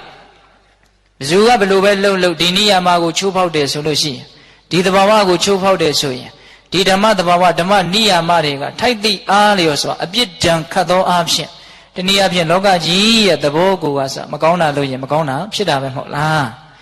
အေးအဲ့ဒီတော့မိမိကိုမိမိတဏှာသောအားဖြင့်အတိညာဉ်ကြီးသောအားဖြင့်ပဝင်းကျင်လောကကြီးဘလို့ပဲနှိမ့်ကျနေစေကမူငါမနှိမ့်စေရဘူးမြင့်မားစေရမယ်ဟုတ်လားဒါကိုဆိုလိုတာနော်နိပတံတေသူနှိမ့်သူတို့ဤကြတဲ့မှာဥပတိမြင့်မားစွာနေထိုင်ရ၏ဘယ်နှချက်ရှိသွားပြီတော့နှစ်ချက်ရှိသွားပြီမြင့်သူတွေရဲ့ကြားထဲမှာနှိမ့်စွာနေရမယ်အချီးနှီးသောမာမနာတွေနဲ့မြင့်မားနေတဲ့လောကကြီးထဲမှာမာမနာကိုနှိမ့်ချပြီးတော့နူးညံ့သိမ်မွေ့စွာနေထိုင်နိုင်ရမယ်ဟုတ်လားစိတ်ဓာတ်တွေကိုခြင်းတရားတွေအောက်တန်းကျနေတဲ့လောကကြီးထဲမှာစိတ်ဓာတ်တွေကိုခြင်းတရားတွေကိုမြင့်မားစွာတည်ဆောက်ပြီးတော့နှိမ့်နေတဲ့လူတွေရဲ့ကြားထဲမှာမြင့်မားစွာနေရမယ်နှစ်ချက်ရှိပြီနော်ဥပတံတေသူနိပတိနိပတံတေသူဥပတိဝတိဝတ္တမာနေတုဓမ္မမာနေတုနောရမေဝတ္တမာနေတုအဝတ္တမာနေတုမနေသူတို့ဤကြားထဲမှာဝတိနေထိုင်ရ၏မနေသူတွေရဲ့ကြားထဲမှာနေရမယ်ဘာဆိုလိုတာလဲဆိုတော့သူတော်ကောင်းတရားနဲ့မမေ့မလျော့မပေါ့မတန်တကယ်သူတော်ကောင်းတရားနဲ့မနေကြတဲ့လောကကြီးထဲမှာသူတော်ကောင်းတရားနဲ့နေနိုင်အောင်ကြိုးစားရမယ်လို့ပြောတာလောကကြီးကမေတ္တာနဲ့နေကြတာမဟုတ်ဘူးဒေါသနဲ့နေကြတာထိခနဲ့ရှိရင်သီးမခံခြင်းကအရင်လာတယ်မဟုတ်လားဘာနဲ့နေတာလဲဒေါသနဲ့နေတာဘာနဲ့မနေတာလဲမေတ္တာနဲ့မနေဘူးဟုတ်ရလားတခါကြီးမိုက်မြလောကကြီးကဖြစ်တယ်လို့ပဲအာယုန်နေဆွဲရနောက်ကိုလိုက်သွားတာဒကာမတို့ဦးဇင်းတို့ရဲ့နေခြင်းကတစ်နှစ်ပြီးတစ်နှစ်တစ်လပြီးတစ်လတစ်ရက်ပြီးတစ်ရက်တနာရီပြီးတနာရီတစ်မိနစ်ပြီးတစ်မိနစ်တစ်စက္ကန့်ပြီးတစ်စက္ကန့်အသေးစိတ်ပြောတယ်နော်နေနေရတဲ့ဒီရှင်သန်မှုဟာဘလို့ရှင်းနေတာလဲဘလို့နေနေတာလဲဘလို့နေနေတာလဲဆိုတော့ဖြစ်တယ်လို့နေတာဒကာမကြီးတွေဘလို့နေတာလဲဖြစ်တယ်လို့နေတာတကယ်မှဖြစ်တယ်လို့နေတာမြင်လဲကောင်းတယ်ဆိုရင်ကြိုက်လိုက်ပေါ့မကောင်းဘူးဆိုရင်တိုက်ပေါ့ဟုတ်လားမြင်တယ်လို့ကြားတယ်လို့ဒီလိုပဲအလိုက်ထိုက်နေသွားတာပဲဒါတွေဟာဘာတွေလဲလို့စူးစမ်းတဲ့သဘောဂယုစိုက်တဲ့သဘောတတိထားတဲ့သဘောအင်မတန်နည်းပါတယ် ဘာနဲ့နေတာလဲလို့အတိအကျပြောရရင်အပမာဒနဲ့ဆန့်ကျင်ဘက်ဖြစ်သောပမာဒနဲ့နေတာပိဋကဘာနဲ့နေတာလဲပမာဒမေးလျောမှုနဲ့နေနေတာအပမာဒနဲ့မနေဘူးနော်များသောအချိန်တွေမှာအဲ့ဒီတိုင်းအချိန်ကုန်သွားတယ်အဲ့ဒီအပမာဒနဲ့မနေကြတဲ့လောကကြီးထဲမှာမိမိတို့ကအပမာဒနဲ့နေနိုင်အောင်ကြိုးစားရမယ်တဲ့အဲ့ဒါမှသာလေမိမိတို့ရဲ့ချမ်းသာကြီးကိုမိမိတို့ရှာဖွေရမရောက်ပေဘူးလားအေးဒီအဓိပ္ပာယ်ကိုပြောတာအပမာဒနဲ့မနေကြတဲ့မေတ္တာတရားနဲ့မနေကြတဲ့အသိဉာဏ်နဲ့မနေကြတဲ့လောကကြီးထဲမှာအပမာဒတရားမေတ္တာတရားအသိဉာဏ်တရားတွေနဲ့နေနိုင်အောင်ကြိုးစားရမယ်ဒါကိုဆိုလိုတာမနေသူတွေထဲမှာနေပါနေတယ်ဆိုတဲ့စကားလေးကသိစိတ်ဝင်စားတဲ့အကောင်းတယ်တိုင်းနဲ့နေတယ်ကားနဲ့နေတယ်ဟုတ်လားသားနဲ့နေတယ်မယားနဲ့နေတယ်ဂုံနဲ့နေတာဒရက်နဲ့နေတာဟေးတို့ကပေါ်ပေါ်တန်တန်နေတာမဟုတ်ဘူးအတိုင်းနဲ့အဝိုင်းနဲ့ဂုံနဲ့ဒရက်နဲ့နေတာမပြောဘူးလားဓမ္မကြီးတွေပြောတယ်တို့ကအဆင့်အတန်းရှိနေတာဘာအဆင့်အတန်းလဲတော့မသိဘူးဗျာဟင်ဓမ္မကြီးတွေဘာအဆင့်အတန်းလဲတော့မသိဘူးတော့အဆင့်အတန်းကအမျိုးမျိုးရှိတာဟုတ်လားအေးအဲ့ဒီတော့ဘာနဲ့နေတယ်ညာနဲ့နေတယ်ဆိုတဲ့နေရာတွေမှာရွှေနဲ့နေတယ်ငွေနဲ့နေတယ်အတိုင်းဝိုင်းနဲ့နေတယ်ဟာဘာနဲ့နေတယ်ဘာနဲ့နေတာအရေးကြီးဆုံးလဲဆိုရင်ဥစဉ်စဉ်းစားမိတာလေးပြောမယ်နော်ဘယ်လိုစိတ်ကလေးနဲ့နေတာလဲဆိုတာမေးခွန်းလေးအင်မတန်အရေးကြီးတယ်ကိုဒီပြင်ဟာတွေအပေါ်ယံတွေသိမ့်မတွက်နဲ့ငါဘယ်လိုစိတ်ကလေးနဲ့နေနေတာလဲငါရဲ့ကုံသွားတဲ့အချိန်တွေဟာဘယ်လိုစိတ်ကလေးနဲ့နေရင်းနဲ့ကုံသွားတာလဲမေငါယရတိန်တိဝါညင်းနေတို့ဒီကထံဗုဒ္ဓတာဘေတို့ပြည့်ပြည့်ဖြစ်စဉ်ဝီတိဝတ္တန်တိကုံလုံး၍သွားကြသည်နိဣတိဤတို့ပါပစီတေနသာသနာဝန်ထမ်းရှင်ယဟန်ဆိုသောပုဂ္ဂိုလ်တို့သည်အဘိဓမ္မာနေညင်မပြပြည့်စုံတတ်ပါနေဆင်ញင်အကုန်၏ငါရဲ့နေ့တွေရက်တွေလတွေတနည်းအားဖြင့်ငါနေထိုင်ခဲ့တဲ့ပုံစံငါကုံခဲ့တဲ့အချိန်တွေဟာဘယ်လိုနေရင်းနဲ့ကုံခဲ့တာလဲတနည်းအားဖြင့်ဘာနဲ့နေရင်းနဲ့အချိန်ကုန်ခဲ့တာလဲကိုအထင်ကြီးတာတွေကိုရအောင်ရှာရင်းနဲ့ရသည်လည်းရှိမရသည်လည်းရှိနော်တခါယူမိုက်များရှာရင်းနဲ့နေခဲ့တာရရင်းနဲ့နေခဲ့တာမရလို့မကျေနပ်ရင်းနဲ့နေခဲ့တာမှန်တယ်မဟုတ်လားကုန်ခဲ့တဲ့ဘဝရဲ့အချိန်လေးတွေပြန်ကြည့်နော်ငယ်တဲ့လူရောလူလက်တွေရောလူကြီးတွေရောပြန်ကြည့်နော်ဘလို့အချိန်ကုန်ခဲ့တာလဲဆိုရင်ရခြင်းစိတ်တွေနဲ့နေခဲ့တာရခြင်းစိတ်ကိုအကောင်းထဲဖို့ရှာဖွေရင်းနဲ့နေခဲ့တာရှာတော့လဲရတဲ့အခါရတယ်ရတော့လဲပျော်ပျော်နဲ့ရင်မှုပြီးတော့နေခဲ့တာမရတော့လဲမကြည်မနှက်နဲ့နေခဲ့တာထူးဆန်းတာဘာပါတော့ဘာမှမပါဘူးနောက်တခါကြီးမိုင်းမြအဲ့တော့ငါရဲ့နေခဲ့ခြင်းတွေဟာဘလို့နေခဲ့တာလဲတနည်းအားဖြင့်ငါအချိန်တွေဟာဘလို့ကုန်သွားတာလဲဘလို့နေခဲ့တာလဲဒီနေရာမှာဦးစားပေးပြီးတော့စဉ်းစားစေချင်တာကဘယ်လိုစိတ်ကလေးနဲ့နေခဲ့တာလဲကောင်းတဲ့စိတ်တွေနဲ့နေခဲ့တာလားမကောင်းတဲ့စိတ်တွေနဲ့နေခဲ့တာလားမြင့်မြတ်တဲ့စိတ်တွေနဲ့နေခဲ့တာလားအောက်ကျတဲ့စိတ်တွေနဲ့နေခဲ့တာလားမရှိသေးတဲ့မူလားရှိသေးတဲ့နေနော်မြတ်စွာဘုရားကတော့သူ့ရဲ့နေခြင်းဆိုတာကိုအမျိုးမျိုးအဓိပ္ပာယ်ဖွင့်နေဗျနော်နေခြင်းဆိုတာကိုအမျိုးမျိုးအဓိပ္ပာယ်ဖွင့်နေနော်ဇန်တမပတ်နဲ့နေတယ်ကရုဏာနဲ့မေတ္တာကရုဏာမုဒိတာဥပေက္ခဆိုတဲ့ဗြဟ္မစုနဲ့နေတယ်ဖလားသမပတ်နဲ့နေတယ်ဒါတွေကမှနေခြင်းကောင်းနေဟောထားတာတွေရှိတယ်နော်ဒီနေရာမှာဦးဇင်းတို့နောက်တော့နည်းနည်းလေးပြောချင်တာလေးတစ်ခုအဲ့ဒါဘာလဲဆိုတော့နေခြင်းနဲ့ပတ်သက်ပြီးတော့မြတ်စွာဘုရားလက်ထက်ကပြေသက်ပေါင်းသူတော်ကောင်းတို့ကြားမှုပါတယ်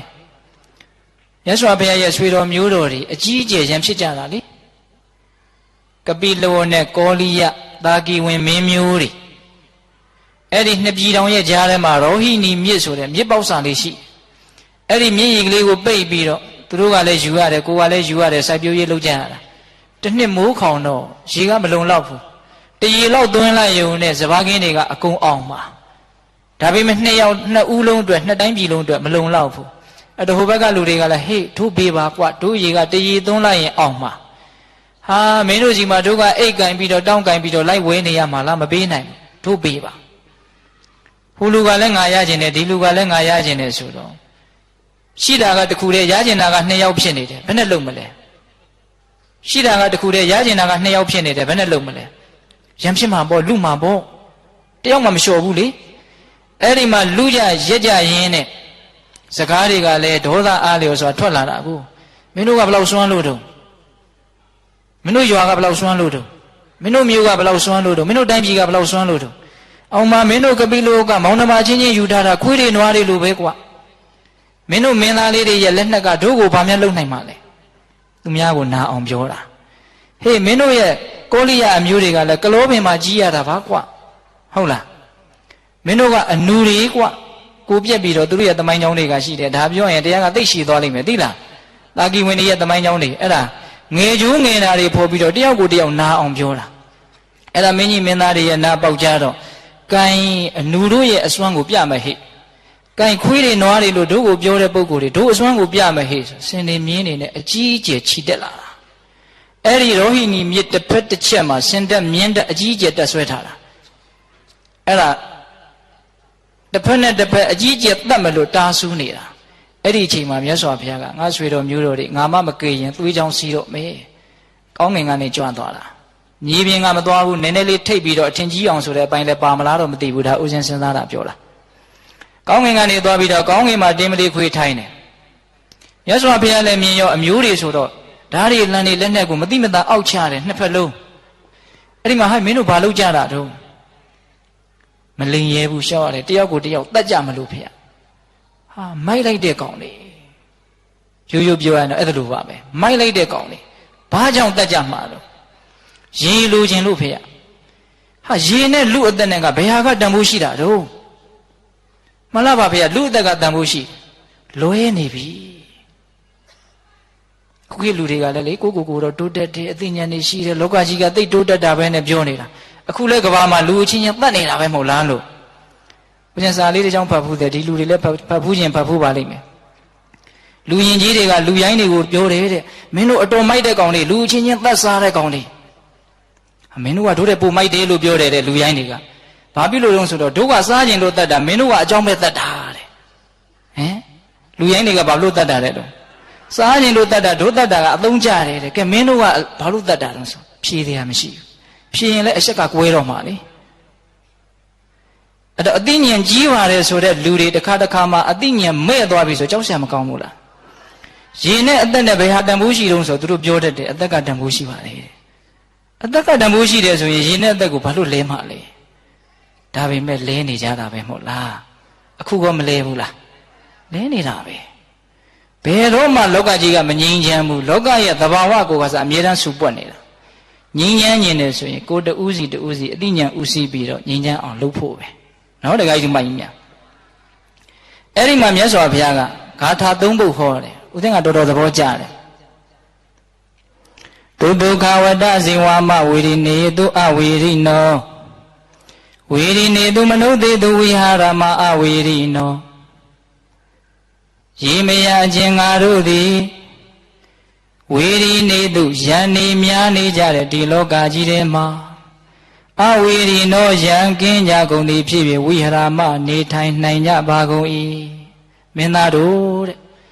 ငါဟာလေယံနေနဲ့စူပွက်နေတဲ့ဒီလောကကြီးထဲမှာယံကင်းပြီးတော့မေတ္တာတရားလေးနဲ့ငါအေးအေးချမ်းချမ်းနေနိုင်နေတဲ့မြတ်စွာဘုရားသူကသူပြောတာနော်တုဒုက္ခဝတ္တဇင်ဝမဝေရိနေတုအဝေရိနောရေမရခြင်းငါတို့သည်ဝေရိနေတုယံရှိကြတယ်မနုဿေတုလူတို့ရဲ့ကြားထဲမှာအဝေရိနောယံကင်းကြကုန်သည်ဖြစ်၍ဝိဟရမနေထိုင်နိုင်ကြကုန်၏တေမယထိုငါတို့သည်ဝေရိနေတုမေတ္တာတရားခေါင်းမ၍ဒေါသတရားတွေနဲ့အကြည်တန်ရုပ်ဆိုးနေကြတဲ့ယံများနေတဲ့ဒီလောကကြီးထဲမှာအဝေရိနောယံကင်းကြကုန်သည်ဖြစ်၍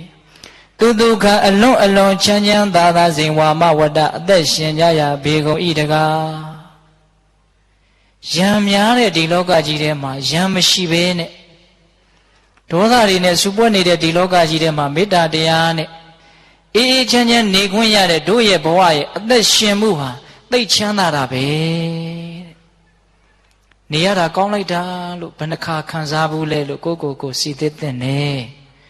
လောဘဇောတိုက်ဒေါသဇောတိုက်ပြီးတော့အမြဲတမ်းလောဘဒေါသအလိုကြပြောဆိုလောက်ကင်နေရတဲ့အချိန်တွေများတာပဲမဟုတ်လားလူဖြစ်ကျိုးနဲ့လိုက်တာနေရတာကောင်းလိုက်တာပျော်လိုက်တာဆိုတာကတော်တော်ရှားတယ်နော်ခုမြတ်စွာဘုရားကပြောနေတယ်သူ့ရဲ့အသက်ရှင်သန်မှုဟာသူဒုက္ခဝတ္တဇိန်ဝါမတဲ့ငါရဲ့ရှင်သန်မှုဟာအင်မတန်ချမ်းသာတယ်တဲ့ချမ်းချမ်းသာသာနေနေတာတဲ့လောကကြီးမှာ ဘယ်လိုလုံးမှချမ်းချမ်းသာသာနေမှာတော့ဆိုတော့ယံများတဲ့လောကကြီးထဲမှာယံမများအောင်နေနိုင်မှာမုန်းစရာကောင်းလို့မုန်းမယ်ဆိုရင်ဘယ်တော့မှဒေါသဖြစ်ခြင်းကရက်မှာမဟုတ်ဘူးမုန်းစရာကောင်းတာကိုပဲမုန်းစရာကောင်းသည်ဖြစ်စေချစ်စရာကောင်းသည်ဖြစ်စေငါရဲ့အတွင်းတဏ္ဍာမှာဒေါသမီးကိုမတောက်စေရဘူးဒေါသမီးသည်ပထမဥစွာငါကိုလောင်ကျွမ်းတယ်ပြီးရင်ပတ်ဝန်းကျင်ကိုလောင်လိုက်မယ်လို့ဒေါသကိုမနှစ်သက်မမျက်နိုးလို့ကိုမေတ္တာကပွားရမှာသူ့ကိုကောင်းလို့ချစ်တာမဟုတ်ဘူးကောင်းမှချစ်မယ်ဆိုချစ်စရာလူသိမ့်မရှိဘူးဗျဟင်တခါကြီးဒီမကြီးမြခုဒီနေ့ကစာအုပ်တုပ်ထဲမှာတွေ့တယ်ကောင်းမကောင်းဝေဖန်နေမယ်ဆိုရင်ချစ်စရာအချိန်ရှိတော့မှမဟုတ်တော့ဘူးတဲ့နော်လူတယောက်ကိုဆိုးသလားကောင်းသလားဝေဖန်နေတယ်ဆိုရင်ကိုချစ်စရာအချိန်ရှိတော့မှမဟုတ်ဘူးတဲ့အဲ့တော့ချစ်စရာကောင်းသည်ဖြစ်စေမုန်းစရာကောင်းသည်ဖြစ်စေဒါသူ့ရဲ့အပိုင်းကဏ္ဍချစ်စရာကောင်းမှချစ်မယ်ဆိုရင်ဘယ်မှာအစွမ်းရှိတယ်လို့ပြောလို့ရမှာလဲဟုတ်လားချစ်စရာကောင်းရင်လူတိုင်းချစ်တတ်တာပဲဒါခရင်တဲ့ကိစ္စမှမဟုတ်ဖ ೇನೆ မုန်းစရာကောင်းတာကြီးကိုပဲကိုယ့်ရဲ့အတွင်းတဏ္ဍာကမမုန်းမင်းနဲ့သူ့ကိုကောင်းစေခြင်းနဲ့စိတ်မွေးနိုင်ပြီဆိုတော့မှတခက်မေတ္တာဆိုတာရဲ့သဘောတဘာဝကိုနားလည်လာတာဟုတ်လားတခါကြီးမိုက်များအဲ့ဒါလိုမေတ္တာတရားတွေပွားပြီးတော့ဘယ်သူတွေရံဘလောက်များများငါရဲ့အတွင်းတဏ္ဍာမှာဒေါသရံမရှိစေရဒေါသနည်းသွားတာနဲ့တပြိုင်တည်းအပြင်းရံဟာတေချာဖို့နည်းတယ်အပြင်းရံဆိုတာအတွင်းရံရှိလို့ဖြစ်တာနော်တခါကြီးမိုက်များဒါကြောင့်ရံများတဲ့လောကကြီးထဲမှာရံကင်းပြီးတော့နေမယ်ဒါဆိုရင်ချမ်းချမ်းသာသာရှိမနေသူတွေထဲမှာနေပါဆိုတာကိုအဓိပ္ပာယ်ဖွင့်နေတာနော်ဒေါသကြီးကမေတ္တာနဲ့မနေကြဘူးကိုကမေတ္တာနဲ့နေမယ်ဒီသဘောသူဒုက္ခဝတ္တဇိဝမအာတုရိတုအနာတုရာအာတုရိတုမနုဿေတုဝိဟာရမအနာတုရာရေမယာခြင်းငါတို့သည်အာတုရာကိလေသာတို့ဖြင့်နာခြင်းခံခဲ့၍နေကြကုန်သောမနုဿေတုလူတို့၌အနာတုရာကိလေသာတို့ဖြင့်နာခြင်းခံခဲ့ခြင်းမရှိကြကုန်သည်ဖြစ်၍ဝိဟာရမနေထိုင်နိုင်ကြပေကုန်၏လောဘတွေဒေါသတွေမောဟတွေနဲ့နာကျင်နေတဲ့စိတ်နှလုံးရှိတဲ့ဒီလောကလူသားတွေရဲ့ကြားထဲမှာအဲ့ဒီလောဘဒေါသမောဟတွေကိုတတ်နိုင်သမျှဓမ္မအစွမ်းနဲ့ငြိမ့်သက်ပြီးတော့နာကျင်မှုမရှိဘဲနဲ့ဆင်းရဲမှုမရှိဘဲနဲ့တို့နေနိုင်တယ်တဲ့မြတ်စွာဘုရားကနော်တေမယထိုကဲ့သို့နေနိုင်သောငါတို့သည်အာတုရာကိလေသာတို့ဖြင့်နာကျင်ခံခဲ့နေကြတဲ့ဒီလောကကြီးထဲမှာအနာတုရာကိလေသာဒီဟုသောနာကျင်ခံခဲ့ခြင်းမရှိကြကုန်သည်ဖြစ်၍သူဒုက္ခအလွန်အလွန်ချမ်းသာစွာစဉ်ဝါမဝတ္တအသက်ရှင်ကြရာဘေကုန်ဤတကားတို့ရဲ့အသက်ရှင်ခြင်းဟာအင်မတန်ချမ်းသာတယ်ပြောနိုင်တယ်နော်မြတ်စွာဘုရားဖရာပဲပြောနိုင်မှာပေါ့တရားဓမ္မတို့ဦးဇင်းတို့တွေလည်းမြတ်စွာဘုရားရဲ့လမ်းစဉ်ကိုလိုက်သောအဖြစ်လောဘဒေါသတွေရဲ့လက်အောက်မှာကြက်တဲစွာနေကြရတဲ့အခန့်ခက်စွာနေကြရတဲ့ဒီလောကကြီးထဲမှာလောဘဒေါသတည်းဟုသောနာကျင်မှုတွေကင်းအောင်ယဟန္တာဖြစ်အောင်မကြိုးစားနိုင်သေးတော့လေကြီးနေတဲ့လောဘကိုသေးတော့အောင်ကြီးနေတဲ့ဒေါသအောင်သေးတော့အောင်ကြိုးစားမယ်ဆိုရင်ကိုအထိုက်အတန်တော့အတော်အသင့်တော့နာကျင်မှုတတ်တာတယ်လို့ပြောလို့မရဘူးလားရတယ်နော်တခါကြီးမိုက်မြအဲ့တော့နာကျင်ခံခဲ့နေကြတဲ့လောကကြီးထဲမှာနာကျင်ခံခဲ့မှုမရှိဘဲနဲ့နေနိုင်ရမယ်ကိလေသာကြောင့်နာကျင်တာကိုဆိုလိုတာနော်အဲ့ဒါဒုတိယဂါထာမင်းသားတွေကိုဟောနေတာမြတ်စွာဘုရားကသူဒုက္ခဝတ္တဇိဝမှာဥဒ္ဒကေတုအနုဒုက္ခဥဒ္ဒကေတုမနုဿေတုဝိဟာရမအနုဒုက္ခရေမယာခြင်းငါတို့သည်ဥဒ္ဒကေတုကာမဂုဏ်ကိစ္စတို့၌လုံလာကျုပ်ကိုအာထုတ်၍နေကြကုန်သောမနုဿေတုလူသားတို့၏အလယ်၌အနုဒုက္ခကာမဂုဏ်ကိစ္စအပူကိစ္စတို့ကိုလုံလာကျုပ်ကိုအာထုတ်ခြင်းမရှိသည်ဖြစ်၍ဝိဟာရမနေထိုင်နိုင်ကြပေကုန်၏လောကကြီးမှာအလုတ်တွေရှုပ်နေကြတယ်အပေါ်ယံကြည့်ရင်ကိုသိနိုင်တယ်ဘာတွေနဲ့ရှုပ်နေတာလဲဆိုရင်အပူတွေနဲ့ရှုပ်နေတာမဖြစ်မနေစားဝတ်နေရေးကြောင့်ရှုပ်တယ်ဆိုရင်နားလည်လို့ရတယ်လက်ခံလို့ရတယ်မစားရရင်သိမှာကိုအဝိရရင်သိမှာကိုဟုတ်လားအခုတကယ်တမ်းရှုပ်နေကြတာကအပူကိစ္စတွေနဲ့ရှုပ်နေတာကပိုများတယ်ဟေးဗိုက်ပြအောင်စားခြင်းတယ်ဆိုတာကခန္ဓာကိုယ်ရဲ့လိုအပ်ချက်ဝတ်သားလေးနဲ့မှပါကြက်သားလေးနဲ့မှပါအစီလေးနဲ့မှအစိမ့်လေးနဲ့မှပါဆိုတာတော့အပူဖြစ်သွားပြီသဘောပေါက်လားခန္ဓာကိုယ်အရှက်လုံယုံမျှဟေးကျမကြီးပြည်စုံယုံမျှအဝတ်စားကိုဝတ်မယ်ဆိုရင်ဒါခန္ဓာကိုယ်ရဲ့ပါလေလိုအပ်ချက် ဘာရောင်လေးနဲ့မှာဘယ်နိုင်ငံကလာတာလေးနဲ့မှာဘာလေးခေစားနေတာပါအဲ့ဒါလေးကိုခန္ဓာကိုယ်ပေါ်တင်နေတာပါဆိုရင်ဘာဖြစ်ပြီတော့ဟောဒီလူတွေဉာဏ်ရှိတယ်နော်အဲ့တော့တကယ်လိုအပ်ချက်ကိုဖြည့်ရှင်းတဲ့အချိန်နဲ့လိုအပ်ချက်ရဲ့အပြင်ဘက်ကိုငန်းငန်းတက်စိတ်တွေကလျှက်ပေါ်လောလီပြီးတော့ဒါကိုပဲတကယ်အမှန်တရားလို့ထင်ကောင်းထင်နေမဲ့တချို့အဲ့ဒီမလို့ရင်ဖြစ်ပါလျက်နဲ့မလို့ရင်ဖြစ်တဲ့အလုပ်တွေမပြောရင်ဖြစ်တဲ့အပြောတွေကိုလူရင်းပြောရင်းနဲ့လူတွေအလုပ်ရှုပ်နေကြတယ်လို့ထင်တာပဲသဘောတူရင်မှတူနော်ဦးစင်းစဉ်းစားမိတာကိုပြောပြတာဟုတ်လားတရားယူမိုက်မြတ်မြတ်စွာဘုရားကတော့ဒီမှာပြောတာကတော့ကာမဂုဏ်ကိစ္စတွေကိုကြောင်းကြကြိုးကုပ်အားထုတ်ပြီးတော့ဒါကိုရဖို့အတွက်တခါတည်းနှစ်ဖူးကကြွေခြေမကြအောင်ဝယုံသုံးကလူရက်နေကြတဲ့လောကကြီးထဲမှာဒါတွေမရလဲကိစ္စမရှိဘူးလို့ဒါတွေကိုမရှာဘဲနဲ့အေးအေးချမ်းချမ်းတို့ချမ်းချမ်းသာသာနေတယ်တဲ့မြတ်စွာဘုရားကကြိုက်ရင်ကျင့်သုံးဖို့ပဲလေဟင်တခါကြီးဒီမိုင်းများမကြိုက်သေးဘူးဆိုရင်ကိုကအဲ့ဒီအရှင်ကိုကိုယ့်ရဲ့ဉာဏ်ထဲမှာမသက်ဝင်နိုင်သေးဘူးပေါ့ဟုတ်လားအဲ့ဒီတော့တကယ်လိုအပ်ချက်ကိုရှာတာကိုအသာထားအောင်ရှာပါအဲ့ဒါအပြစ်မတင်ပါဘူးမြတ်စွာဘုရားကလည်းပဲတရားသောနိလန်းနဲ့ရှာရမယ်လို့ဟောပါတယ်ဟုတ်လားသို့တော့အပူကိစ္စတွေကဘဝမှာအကြီးအကျယ်လွှမ်းမိုးနေတာတွေမမြင်သာဘူးလားလူငယ်တွေဆိုတည်ကောင်းသိလိမ့်မယ်ဟိုဒိုင်အိုနီးကြည့်လားသူ့မှာလေအုံမခွက်လေးတစ်လုံးဝင်ရှိတာလေဈေးထဲကိုသူအမြဲတမ်းသွားကြည့်တယ်တဲ့အဲ့ဒါနဲ့ဆရာကြီးအင်မတန်ချိုးချံချွေတာဉာဏ်ပညာကြီးတယ်ဈေးထဲကိုဘာလို့နေတိုင်းသွားတော့ဆိုတော့သူကပြောတယ်တဲ့လူလောကကြီးမှာတကယ်မလိုအပ်တဲ့အရာတွေဘယ်လောက်များသလဲလို့သွားကြည့်တာတဲ့ဒီကမကြီးတွေသွားကြည့်ပါလားဈေးထဲမှာမလိုတာတွေဘယ်လောက်များလဲလို့အဲ့ဒီမလိုတာတွေကိုရကျင်တဲ့အတွက်ကြောင့်အချိန်တွေဘယ်လောက်ပေးရတယ်လဲပေါ်ပေါ်တန်တန်မတွက်နဲ့အဲ့ဒီမလိုအပ်တဲ့အရာတွေကိုဘဝနဲ့တောင်လဲနေရတယ်ဟုတ်လားအဲ့ဒါဟုတ်လားဉာဏ်ရှိမှဘယ်ဟာကအရေးကြီးတယ်ဘယ်ဟာကအရေးမကြီးဘူးဘယ်ဟာကတကယ်လိုအပ်ချက်ဘယ်ဟာကတကယ်မလိုဘူးဆိုတာခွဲခြားသိတာအဲ့ဒါကိုသိမှလည်းပဲဘဝမှာသက်သာရာဆိုတာရတာအရေးမကြီးတာအသာထားအရေးကြီးတာလို့တန်ဖိုးမရှိတာအသာထားတန်ဖိုးရှိတာလို့အခုတန်ဖိုးရှိတာကိုမရှိဘူးထင်မရှိတာကိုရှိတယ်ထင်ပြီးတော့ခြာလဘတ်တွေရမ်းပြီးတော့အဓိပ္ပာယ်မရှိတဲ့အလုပ်တွေကိုဘဝတွေခွန်အားတွေကိုအကုန်သုံးတယ်အဓိပ္ပာယ်ရှိတဲ့အလုပ်ကိုလုပ်ဖို့ကြတော့အချိန်မရှိတော့ဘယ်လောက်ရှုံးတော့ဟင်တခါကြီးတို့မိုက်မြာဒါကြောင့်မြတ်စွာဘုရားကတော့ဒီမှာပြောတယ်အရေးမပါတဲ့ကိစ္စတွေကိုကြောက်ကြကြိုးကုပ်အားထုတ်ပြီးတော့အချိန်ကုန်လူပန်းဖြစ်နေတဲ့ဒီလောကကြီးထဲမှာဦးဇင်းကတော့အယက်စကားနဲ့နားလည်အောင်ပြောချင်တာနော်အရေးမပါအရာမရောက်တန်ဖိုးမရှိသောအလုပ်တွေနဲ့အချိန်ကုန်ခံပြီးတော့ကိုယ့်ရဲ့ဘဝကိုဖြုံးတီးပြီးတော့ဒါကိုပဲအလုပ်ကြီးကံကြီးလုပ်နေတယ်လို့ထင်ပြီးတော့ဟုတ်လားမဟုတ်တာတွေနဲ့အလုပ်ရှုပ်ပြီးတော့မောနေတဲ့ဒီလောကကြီးထဲမှာနော်မဟုတ်တာတွေကိုပယ်ပြီးတော့လိုအပ်တာကိုတန်ဖိုးရှိတာကိုရွေးလုပ်ပြီးတော့ငြင်းငြင်းချမ်းချမ်းသာသာတို့နေပါတယ်တဲ့ဘယ်သူကပြောတာတော့မြတ်စွာဘုရားကပြောတာဟုတ်လားတခါကြီးမိုက်မြာဒါကြောင့်အပူတွေနဲ့အလုရှုပ်နေတဲ့လောကကြီးထဲမှာအပူတွေကိုမလုပ်ဖဲနဲ့လိုအပ်တာကိုအဓိပ္ပာယ်ရှိတာကိုတန်ဖိုးရှိတာကိုတို့လုပ်ပြီးတော့နေမယ်မနေသူတွေကြားထဲမှာနေပါဆိုတာဒါကိုပြောတာဟုတ်လားအဲ့ဒီမှာမြတ်စွာဘုရားရဲ့တရားဒေသနာကြောင့်အားလုံးတပ်ပွဲဖြတ်ပွဲကြီးဟာရုပ်သိမ်းသွားတယ်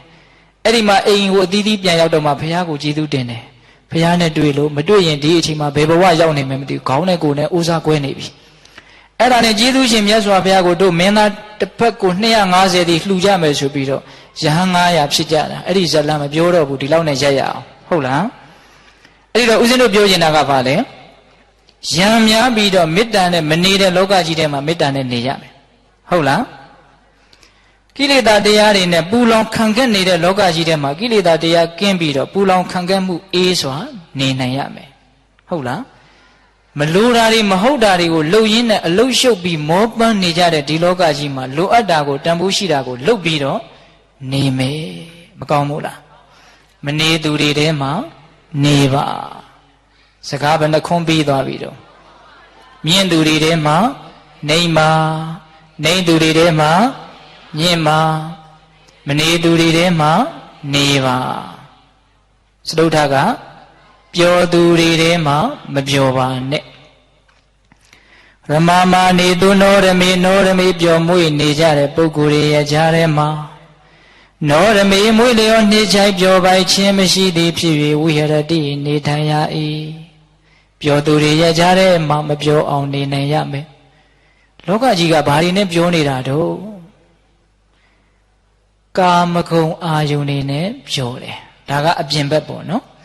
အတွင်းထဲကကြတော့လိုချင်မှုလောဘနဲ့ပြောတယ်ကိလေသာကာမအပြင်ဘက်ကဝိတ္ထုကာမ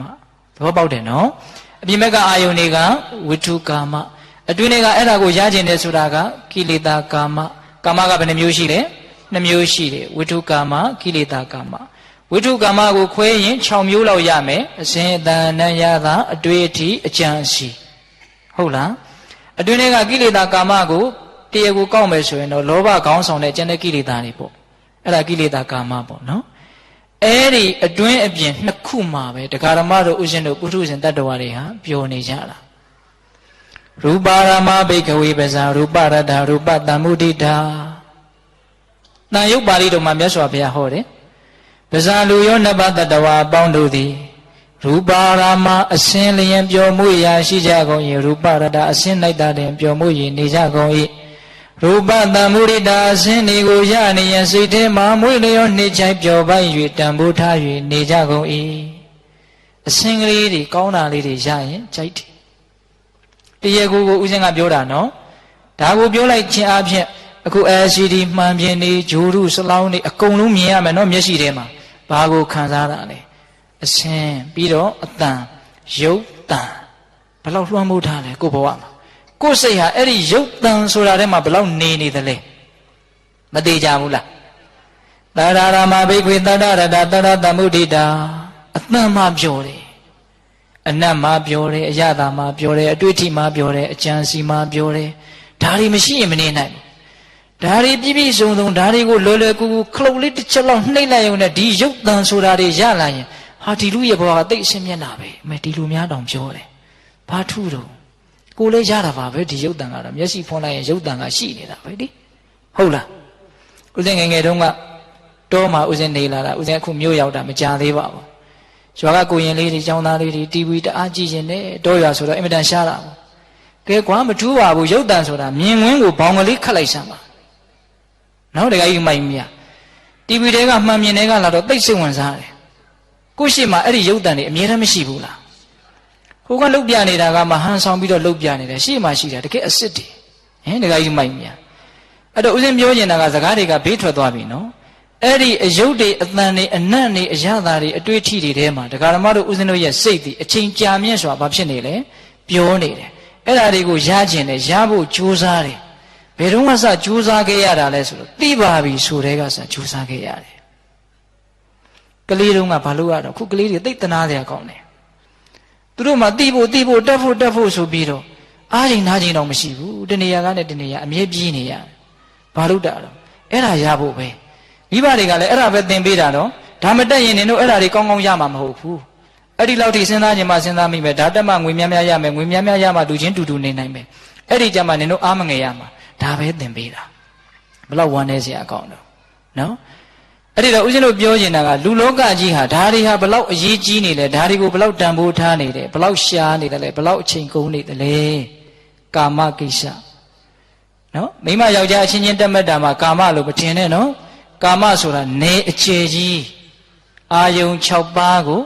ကာမနယ်ထဲမှာတွေ့ရတယ်ဟုတ်လားတခါကြီးဒီမိုင်းမြတ်အေးကောင်းမြတ်တဲ့ဟိုဓမ္မယုံတွေကနိဗ္ဗာန်တို့တရားမြတ်တွေကတော့ဒီလိုတဲကိုထည့်လို့မရဘူးပေါ့ဟုတ်လားအေးအဲ့ဒီတော့အဲ့ဒီကာမဆိုတာဘယ်လိုအဓိပ္ပာယ်ရှိသလဲဒါလေးကိုနည်းနည်းလောက်ဦးဇင်းတို့ပြောကြည့်ခြင်းပျော်လို့သာပြောနေတာပျော်စရာတကယ်ကောင်းတာဟုတ်ရဲ့လားဟင်မငင်းနဲ့လေပျော်စရာကောင်းလို့မို့ပြောတာပေါ့ဟင်ဒီကမာကြီးတွေကာမမှာပျော်စရာရှိတယ်ဗျဦးဇင်းကအကတ်ပြောတာမဟုတ်ဘူးနော်ပျော်စရာမရှိဘူးလို့ဦးဇင်းကစောစောပြောပြီးတော့ဒုက္ခဟုတ်ပါတယ်ဖေရလို့ပြောတော့လေဦးဇင်းကမဟုတ်ဘူးပြောပြန်တယ်လို့အဲ့လိုမထင်နဲ့ကာမမှာပျော်စရာရှိလို့မို့ပြောတာပေါ့တဲ့ဒါဖေရကိုယ်တိုင်ဟောတာကာမမှာပျော်စရာမရှိဘူးတော့မဟုတ်ဘူးရှိတယ်ကာမမှာအပြစ်လည်းရှိတယ်အပြစ်ရှိလို့မို့ဒီကာမကိုကြိုးခိုင်းသွားတဲ့သူတော်ကောင်းတွေရှိတာပေါ့တဲ့ပြောပုံကလေးတဘာဝအမတန်ကြတယ်နော်ပျော်တရားရှိလို့မို့ပျော်တဲ့လူတွေရှိတာအပြစ်တွေရှိလို့မို့ဆွန့်သွားတဲ့လူတွေရှိတာဆွန့်သွားတဲ့လူတွေဘယ်အထိဆွန့်သွားဆိုနိတ္တရဏထွတ်မြောက်ရာဆိုတာရှိလို့ကာမရဲ့အတ္တတသာယာပွဲကာမရဲ့အာရိနဝကာမရဲ့အပြစ်ကာမမှာထွတ်မြောက်ရာကာမရဲ့နိတ္တရဏ၃ခုရှိတယ်နော်အဲ့ဒီ၃ခုကိုမှန်မှန်ကန်ကန်သိရမယ် ကာမရဲ့ตายပွဲဆိုတာဘာလဲဆိုတော့မြင်ရလို့ကြားရလို့နားရလို့ထိရလို့စားရလို့ဖြစ်ပေါ်လာတဲ့စိတ်နှလုံးရဲ့ရှင်လန်းချမ်းသာသွားတဲ့ဒုက္ခသောမနတဝေဒနာဒီကာမရဲ့အတ္တရာအဲ့ဒါကာမရဲ့ตายပွဲဆိုတာအဲ့ဒါပဲဘောကအရှင်းတွေအတန်နေဘာလို့ဖို့ပံပိုးတာလဲဆိုရင်ကိုယ့်ရဲ့အတွင်းတန်တာမှာဝေဒနာကောင်းကောင်းဖြစ်ဖို့အတွက်အဲ့ဒါတွေကိုအသုံးချရတာလေအဲ့တော့ကာမရဲ့ตายပွဲဆိုတာဒုက္ခသောမနတမများဘူးနော်တခါကြီးမိုက်များအပြစ်တွေကတော့ဘာလဲဆိုအပြစ်တွေကတော့ပြောလို့မဆုံးဘူးဗျာမွေးတွေကစပြီးတော့သေသည်အထိပင်ပန်းနေတာအဲ့ဒါကြောင့်ငိုရကြွေးရတာတွေအကုန်လုံးအဲ့ဒါကြောင့်အစင်မပြင်းလို့စိတ်နှလုံးပင်ပန်းတာတွေမှန်တယ်ဗျအဲ့ဒါကြောင့်အဲ့ဒါတွေကိုအမိပြုပြီးတော့မကောင်းတာတွေလုပ်ပြီးတော့အပယ်လေးပါးကြတာလေအဲ့ဒါကြောင့်ဘုရားတို့မေဇိမနိကေမှာမဟာဒုက္ခခန္ဓာတုတ်တန်ဆိုပြီးတော့ဟောထားတာရှိတယ်ကာမရဲ့အပြစ်ကိုမြတ်စွာဘုရားအကျေတဝန်းပြောပြတာငယ်ငယ်လေးပညာသင်ရတဲ့ကစပြီးတော့ပြောပြတာကလေးတွေပညာသင်တယ်တရားဓမ္မတို့ငယ်ရကကြီးလာတာကျောင်းနေရတာပညာသင်ရတာပျော်လွန်းလို့သင်ခဲ့ရတာလားအမေဖေကအတင်းကျပ်ပြီးတော့ကြီးလာရင်ဒုက္ခရောက်မှကြောက်လို့သင်ရတာလားကြီးလာရင်ဒုက္ခရောက်မှကြောက်လို့သင်ရတာပညာကိုမျက်နှိုးလွန်းလို့မဟုတ်ဟုတ်လားအခုကောရှားနေဖွေးနေတာတကယ်စိတ်ဝင်စားလွန်းလို့မျက်နှိုးလွန်းလို့စိတ်ပါလက်ပါလုံနေတာလားမလုံရင်မဖြစ်လို့လုံနေရတာလားသိတဲ့နေဗျကို့အကြောင်းကိုမှန်မှန်ကန်ကန်သိတဲ့နေမလုံးရင်မဖြစ်လို့လုံးနေရတာကြီးကိုပဲငါကအလုတ်ကင်သိတ်ကောင်းတာဆိုဟောမန်တွေကတက်လာတယ်အော်ဖို့တောင်တော်တော်ကောင်းတယ်ဟုတ်ရဲ့လားအေးအဲ့ဒီတော့မြတ်စွာဘုရားကာမရဲ့အပြစ်ဆိုတာဘဝစပါပြီဆိုတဲ့ကစားသေသည်အထိတစ်ခုစီနောက်ဆုံးတော့တိုင်းပြည်တစ်ခုနဲ့တစ်ခုတက်ကြတယ်ဖြတ်ကြတယ်လေးတွေမြားတွေဓားတွေပြေးနေတဲ့ကြားတွေကအသေးခံပြီးတော့တက်ကြတယ်ကာမ6နော်မဟုတ်တာတွေလုပ်တယ်ယုံမာတယ်အပေကြတယ်ကာမ6အပြစ်တွေအများကြီးမပြောဘူးလားအဲ့ဒါမြတ်စွာဘုရားကချိန်ပြတာဗျအပ္ပတာရကာမဘဟုဒုက္ခဘဟုဘာယတာကာမတရားတို့သည်အပ္ပတာရတာယာမှုနဲ့လာခြင်းဘဟုဘာယတာဘဟုဒုက္ခပင်မမှုဆင်းရဲမှုတွေကသာလည်းများလာခြင်းဤတကားဒါမြတ်စွာဘုရားချိန်ပြတာတာယာတရားပြောတရားကဘလောက်ဟုတ်လားဒီဘက်ကအပြစ်တွေကဘလောက်တာယာပွဲမရှိဘူးလို့မပြောဘူးနော်အပ္ပတာရတာယာမှုကအင်မတန်နည်းတယ်ခုနတုန်းကဓမ္မကြီးတို့ကမရှိဘူးလို့ပြောတာကိုဒါကြောင့်ဥစဉ်ကမဟုတ်ဘူးလို့ပြောတာကာမမှာတာယာပွဲကမရှိတာလားနည်းတာလားနည်းတာအပြစ်ကြတော့အများကြီးပဲတဲ့ဒါကြောင့်ရှေးသူတော်ကောင်းကြီးတွေကဂါထာလေးတစ်ပုဒ်စီထားတယ်တော်တော်ကောင်းတယ်တာတံဒေဝခဏိဝိပန္တံဟေတုအနန္တဒုက္ခံတတမတိရောဟဏိကာမေခုရာဒရမရုပမေဒေဝခဏိဝမိဝဲခြင်းခဏ၌သာလင်အပ္ပံအနေငယ်မြသောတာတံတာယာဘွယ်တို့သည်အဋ္ဌိတန်တိရှိကြပေကုန်၏ကာမဆိုတာတွေ့တုံးလေးမြင်တုံးလေးကြားတုံးလေးမိဝဲတုံးလေးခဏကလေးတာယာစရာကောင်းလိုက်တာရှိတယ်နော်တံဟေတုအဲ့ဒါကိုအကြောင်းပြုပြီးတော့အနန္တဒုက္ခမရေမတွက်နိုင်သောဆင်းရဲဒုက္ခတို့သည်ဟွန်တိဖြစ်ကြကုန်၏ခဏလေးကောင်းတာကိုအကြောင်းပြုပြီးတော့မဆုံးနိုင်တဲ့ဒုက္ခတွေကိုဖြေရှင်းနေရတော့တာပဲလက်ခံရလားဒီကမကြီးတွေနော်ခဏလေးကောင်းလိုက်တာကိုအကြောင်းပြုပြီးတော့အကြာကြီးဒုက္ခတွေကိုဖြေရှင်းနေရတယ်တဲ့အဲ့ဒါကာမရဲ့သဘောတဘာဝအမှန်တတမထိုကဲ့သို့မိဝဲစဉ်ခဏ၌သာလင်ကောင်း၍မဆုံးနိုင်သောအနန္တရေတွဲရှိသောဆင်းရဲဒုက္ခတို့ရှိလေတည်းဖြစ်ကြောင်းဒီတော့ဉာဏ်ပညာနဲ့ပြည့်စုံကြကုန်သောအမျှော်အမြင်နဲ့ပြည့်စုံကြကုန်သောပညာရှိသူတော်ကောင်းအပေါင်းတို့သည်ခုရာဒါရမရုပမေဓာသွားထက်၌ပြားရည်စေလည်းဥပမာရှိသောကာမေကာမတရားတို့ကိုဟနေဟနိယပေတတ်ကုန်ရ၏ခဏလေးကောင်းပြီးတော့အကြာကြီးဆင်းရဲရတဲ့အတွက်ကြောင့်ဉာဏ်ရှိတဲ့သူတော်ကောင်းတွေပညာရှိတွေဆိုတာကာမကိုပယ်နိုင်ဖို့ကြိုးစားရမယ်တဲ့။ဘာနဲ့ဥပမာပေးတုံဆိုတော့ဓာသွားထက်လျင်ဓာသွားတက်၌ပြားရည်ဆက်လျင်ဥပမာရှိတော့တဲ့။ဒါလေးပါတယ်ဟုတ်လား။ပြားရည်ဆက်လေးကချိုတော့ချိုတာပေါ့ဗျာ။မမိုးလုံးလို့ရက်လိုက်တော့ရှာကွဲပြီးတော့ရှာပြတ်သွားတာနဲ့ပြားရည်တဲ့ချိုတာနဲ့ကာမိလားမကာမိဘူး။အဲ့ဒီဥပမာလေးပေးထားတာ။ဒါကြောင့်သူတော်ကောင်းတွေဆိုတာတာယာပွဲနေပြီးတော့အပြစ်များတဲ့အတွက်ကြောင့်ကာမကိုတတ်နိုင်တယ်များစွန့်ရတာပျော်သူတွေထဲမှာမပျော်ပါနဲ့ဆိုတာဒီဒိဋ္ဌိပဲနော်တခါကြီးဒီမိုက်မြတ်ဟုတ်လားဒါကြောင့်ဦးဇင်းတို့ကာမဇတ်မှာလေ ဖဏတ်လုတ်တဲ့ပုဂ္ဂိုလ်တွေဟာတဲ့သေပြားကြီးကိုဖဏတ်ပုံကလေးတိုင်းပြီးတော့ခဲချောင်းလေးနဲ့ချပြီးတော့အဲ့ဒီခဲချောင်းလေးတိုင်းဖြတ်ပြီးတော့မလိုတဲ့အရာတွေကိုလွှတ်ပလိုက်တာတေချိုတက်မနေရအပေါက်ကလေးတွေလည်းဖောက်ပြီးတော့လွှတ်ပလိုက်တာအဲ့ဒါမှဖဏတ်ကလေးရမယ်မို့လားအဲ့လိုပဲကိုယ့်ရဲ့ဘဝမှာမလိုတဲ့ကာမကိုအရင်လွှတ်ပြစွန့်ရင်စွန့်တဲ့လောက်ချမ်းသာတယ်တဲ့သူတော်ကောင်းတွေကတတ္တဝါတွေကိုအင်မတန်ချမ်းသာစေခြင်းနဲ့မဟုတ်ဘဲနဲ့မပြောဘူးနော်ဒကမာကြီးတွေကာမဆိုတာစွန့်ရင်စွန့်တဲ့လောက်ချမ်းသာတယ်အကုန်လုံးကိုစွန့်နိုင်ရင်ချမ်းသာအကုန်လုံးကိုရတယ်လို့တောင်ဆိုတယ်ဉာဏ်ကြီးလို့ယုံကြမယ်ဆိုရင်စမ်းကြည့်ပေါ့ဟင်ဒကမာကြီးတွေနော်စွန့်ရင်စွန့်တဲ့လောက်ချမ်းသာတယ်တစ်ခုစွန့်ရင်တစ်ခုချမ်းသာမယ်နှစ်ခုစွန့်ရင်နှစ်ခုချမ်းသာမယ်အကုန်လုံးစွန့်ရင်အကုန်လုံးချမ်းသာလိမ့်မယ်အဲ့ဒါကြတော့ဉာဏ်မှီဖို့နည်းနည်းအလှမ်းဝေးသွားမယ်လို့ထင်တယ်နော်စွန့်လို့ဖြစ်နိုင်မှာမလား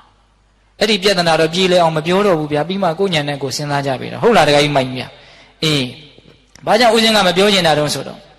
ပြောသူတွေထဲမှာမပြောတာတနည်းအားဖြင့်ကာမဒေါထဲမှာပြောနေကြတဲ့တတ္တဝါတွေကြားထဲမှာ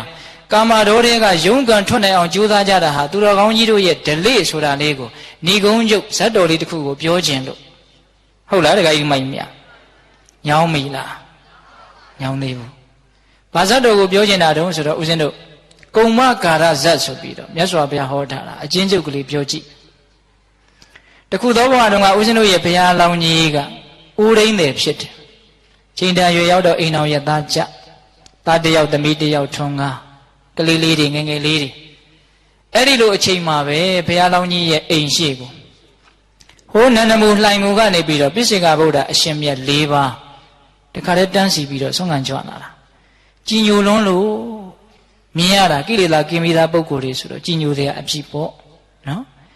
အဲ့ဒါနဲ့အရှင်မြတ်တို့ဘုရားတပည့်တော်ရဲ့အိမ်မောကြွပါဆိုပြီးတော့ဆုံးပင်ကပ်ဆုံးကပ်ပြီးတော့အရှင်ဘုရားတို့အနုမောဒနာတရားဟောပါဖေရဆိုတော့ပြည့်စေကဗုဒ္ဓတွေဆိုတော့တိုင်းဝိုင်းပြီးတော့ပြောမနေဘူးတရားတွေကိုရှားရှားပွေပွေရှောက်တွေးကြံပြီးတော့လည်းပြောမနေဘူးသူတို့ဘဝဇက်ကြောင်းလေးကိုပဲသူတို့ပြန်ပြောပြတာသူတို့ဒီအခြေအနေကိုရောက်အောင်ဘယ်လိုအတွေးအခေါ်ကနေပြီးတော့တွန်းပို့တယ်လဲဆိုတာလေးကိုပြောပြတာအဲ့ဒါလေးစိတ်ဝင်စားစရာကောင်းတယ်အဲ့ဒါပထမပြည့်စေကဗုဒ္ဓအရှင်မြတ်ကပြောတယ်တဲ့တခါကြီးငါကငကိုယ်တုံးကကာလိန်ကတိုင်းကိုအစိုးရတဲ့ရှင်မင်းကြီးတစ်ပါးပဲဒီနေ့ကြတော့ဟောမမိတ်တံမူမတ်ဘိုးပါအချမ်းရအစုံနဲ့ငါဥယျာဉ်ထဲကိုဝင်တော့အသီးသီးတဲ့သေးပင်ကြီးတစ်ပင်ကလမ်းဘေးမှာဟိုဘက်ကအသီးမသီးပဲနဲ့စိမ့်ညွနေတဲ့အပင်ကြီးတစ်ပင်ကလည်းလမ်းဘေးမှာအဲ့ဒါနဲ့ငါကအဲ့ဒီတရသီးကိုစင်မောကနေဆွတ်ပြီးတော့ဥယျာဉ်ထဲကိုဝင်တော့နောက်လိုက်ငယ်သားတွေကဘယင်ကြီးဆွတ်ပြီးပြီဆိုပြီးတော့ဒီတရသီးသီးတဲ့အပင်ကအသီးတွေကိုအကုန်လုံးရိုက်ဖြုတ်ကြတာအကုန်ဆွတ်ကြတာမရတဲ့လူတွေကအစိမ့်တွေဆွတ်တယ်ဘယ်လိုမှမရတဲ့လူတွေကတို့ကိုမချမ်းရကောင်းလားဆိုအကိုင်းတွေကျိုးတယ်အဲ့ဒါငါမသိဘူးတဲ့အဲ့ဒီဥယျာဉ်ကနေပြန်ပြီးတော့ထွက်လာတော့စောတော်တုန်းကအင်ပတန်လှပနေတဲ့အသီးတွေနဲ့ဝင်းဝါစိမ့်ဆူနေတဲ့ဒီအပင်ကြီးဟာအခက်လက်တွေအကုန်လုံးကျိုးကြည့်ပြီးတော့အရွက်ကျဲကျဲရိုးတန်ကျဲကျဲနဲ့စုပ်ပြတ်တတ်သွားတာအဲ့ဒါနဲ့ငါရက်ပြီးတော့ကြည့်တယ်တဲ့ဟိုဘက်ကအသီးမသီးတဲ့သေရပင်ကြီးကတော့အလှမပြတ်ဘူးဒီဘက်ကအသီးသီးတဲ့သေရပင်ကတော့အသီးဒီဟူသောအကြောင်းကြောင့်ဒုက္ခမြအနှိမ့်ဆက်ခံရတယ်အဲ့ဒီတော့လူဘဝလူလောကဆိုတာအသီးသီးတဲ့သေရပင်နဲ့တူတယ်လူတိုင်းလူချင်းတရားရခြင်းစရာကိုယ်တန်တမှာရှိတာဆိုတော့လူတိုင်းကကိုယ့်ကိုအခွင့်အရေးရနှိမ့်ဆက်ဖို့ချောင်းနေတာဒါကြောင့်ငါအသီးမသီးတဲ့သေရပင်နဲ့တူအောင်ကျင့်မယ်လို့စဉ်းစားရင်းနဲ့တဘာဝတရားကိုဆင်ញင်သုံးသပ်ပြီးတော့ပိစိကဗောဓိဉာဏ်ကိုရတယ်တဲ့သူ့ဘဝအကြောင်းလေးကိုပြောပြတာနော်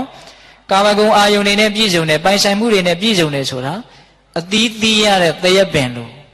သူများဖြစ်စည်းမှုကိုခံရဖို့အင်မတန်နီးကပ်တယ်ဖြစ်လဲဖြစ်စည်းကြရတာပါပဲနော်ဖြစ်စည်းခံကြရတာပါပဲစိတ်ဆင်းရဲတယ်ဆိုတာပျက်စီးတာပဲမဟုတ်လားလို့တခါကြီးမိုက်မြ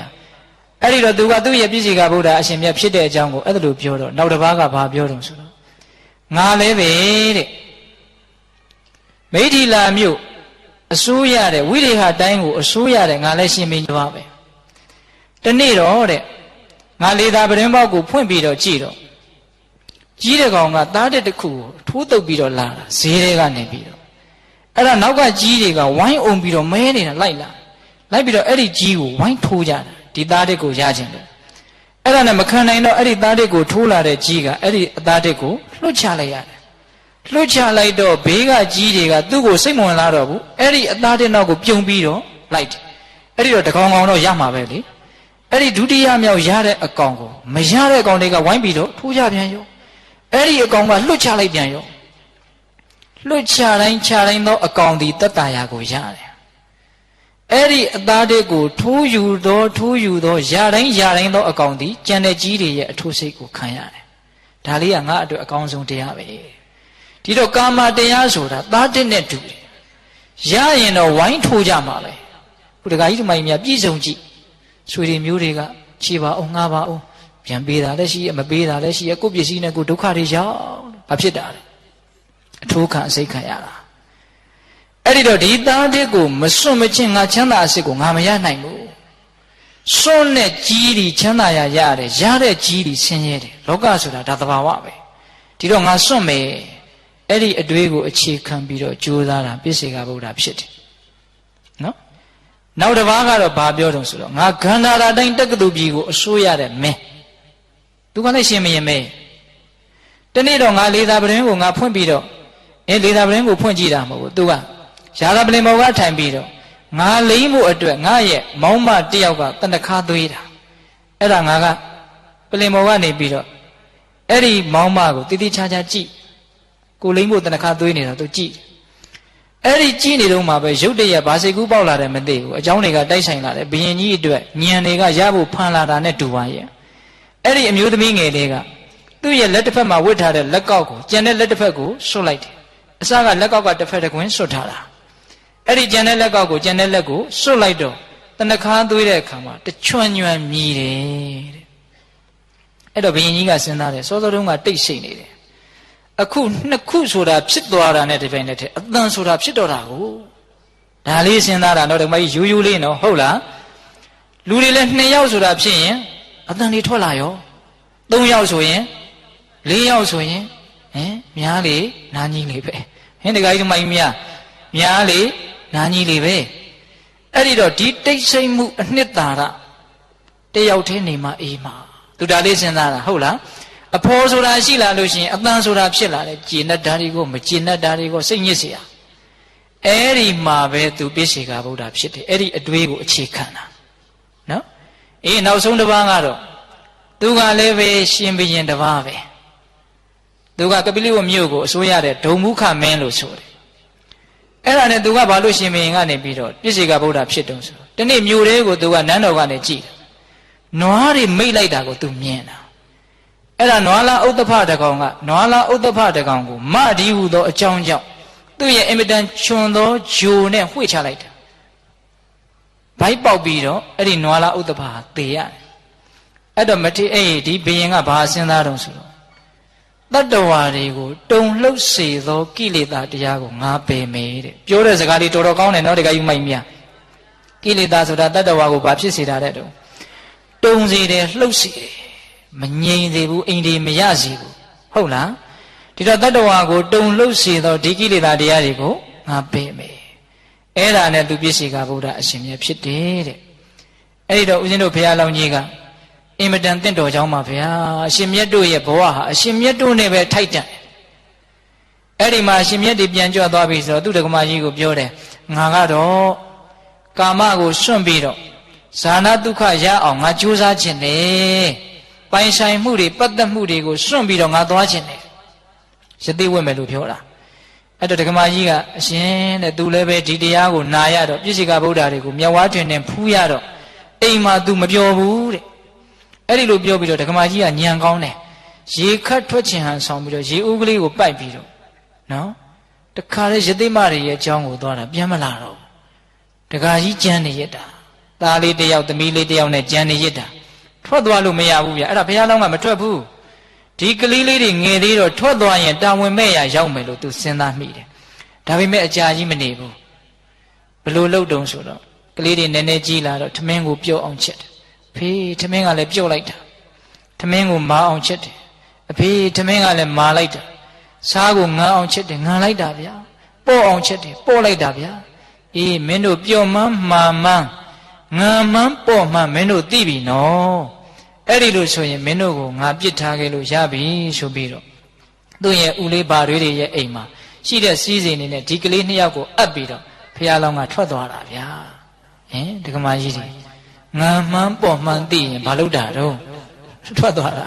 အိမ်ကြတော့ကလေးတွေလည်းငံလားပေါ်လားခိုင်းမနေနဲ့ဟုတ်လားဒကမာကြီးတွေထွက်ခြင်းသိပေါက်နေအောင်မယ်ဟမ်အဲ့ဒါနဲ့ဇလန်းလေးကဆုံးအောင်ပြောမယ်ဗျာအဲ့ဒီလိုထွက်သွားတော့ယသိမကတွေ့တာဗျတွေ့တော့ငိုရှာတယ်မိမသားဆိုတော့စိတ်ကနူးညံ့တာဘူးအရှင်ကလေးတွေကိုဖျက်ဆီးခဲ့သလားအရှင်ကလေးတွေကိုဖျက်ဆီးခဲ့ပြီနဲ့တူတယ်အဲ့ဒီတော့ဘုရားလောင်းကမစိုးရိမ်နဲ့ငါအကုန်လုံးစီမံပြီးမှထွက်ခဲ့တာမင်းလည်းပဲနောက်ကိုငါ့ကိုတွေးဖို့မကြိုးစားနဲ့သားသမီးတွေကိုလည်းတွေးဖို့မကြိုးစားနဲ့ကိုတရားနဲ့ကိုပြောလေးဆိုပြီးတော့ဘုရားလောင်းကထွက်သွားတာဘယ်တော့မှဒီနေရာကိုပြန်မလာဘယ်တော့မှသူ့ရဲ့ဒကမကဝတ်သွားတဲ့ယသိမနဲ့လည်းမတွေ့တော့ဒီလိုနဲ့ဇံပင်ညင်ရပြီးတော့ကွယ်လွန်အိဆာရောက်တော့ပြမပြည်ကိုလာတယ်ဆိုပြီးတော့ကုမကာရဇတ်ကိုအဲ့ဒါလိုအဆုံးသတ်တယ်ပြောချင်တာကသူတော်ကောင်းစိတ်ရှိတဲ့လူဉာဏ်ကြီးတဲ့လူတွေဟာအများပျော်တဲ့ကာမဒေါထဲမှာမပျော်ပါဘူးဆိုတာကိုပြောချင်တာပျော်နေသေးရင်မိမိတို့ရဲ့အတန်းဟာနည်းနည်းငယ်သေးတယ်အပြစ်မတင်ပါဘူးနော်ဦးဇင်းတို့လည်းပဲပျော်တုံးပါပဲတခါကြီးဒီမကြီးများလည်းအပျော်တုံးပါပဲအဖို့တွေမများဘူးလားအများကြီးပါပဲဟုတ်လားသို့တော့ပျော်ရင်ပျော်သလောက်ဆင်းရဲရမယ်ဆိုတာတော့သိကြတယ်အဲ့ဒါလေးကတော့နောက်နာကအမြဲတမ်းဟိုတတိပေးသလိုဟိုနာယီများအလန်းချထားသလိုချထားဟုတ်လားပျော်ရင်ပျော်သလောက်ပြင်းရလိမ့်မယ်အဲ့ဒါသိကြတယ်နော်ဘာကြောင့်လို့တနေ့စွန့်ရမှာဒါကြီးကိုဆုတ်ထားရင်ဆုတ်ထားသလောက်ပင်ပန်းမယ်လားလူသွားမှာတဘာဝတရားကြီးကကိုနှစ်သက်တာတွေကိုပိုင်ဆိုင်တာတွေနဲ့ကိုးကြရမှာမို့လားအေးဒါကြောင့်ပျော်ရင်ပျော်သလောက်ပြင်းရမယ်ဘုရားကလည်းပြောတယ်တာယာမှုကနည်းနည်းလေးအပြစ်ကအများကြီးနော်အဲ့ဒါတွေကိုနားလေသဘောပေါက်အောင်စဉ်းစားပြီးတော့ကာမကိစ္စတွေကိုလျှော့ရင်လျှော့သလောက်တို့သက်သာခွင့်ရမယ်လို့ယုံကြည်တဲ့တရားတရားနဲ့ဝရိယဥရှိဉာဏ်ပညာဥရှိပြီးတော့ကြိုးစားကြမယ်ဆိုရင်လျှော့ရင်လျှော့သလောက်မချမ်းသာကြပြီဘူးလားချမ်းသာကြမယ်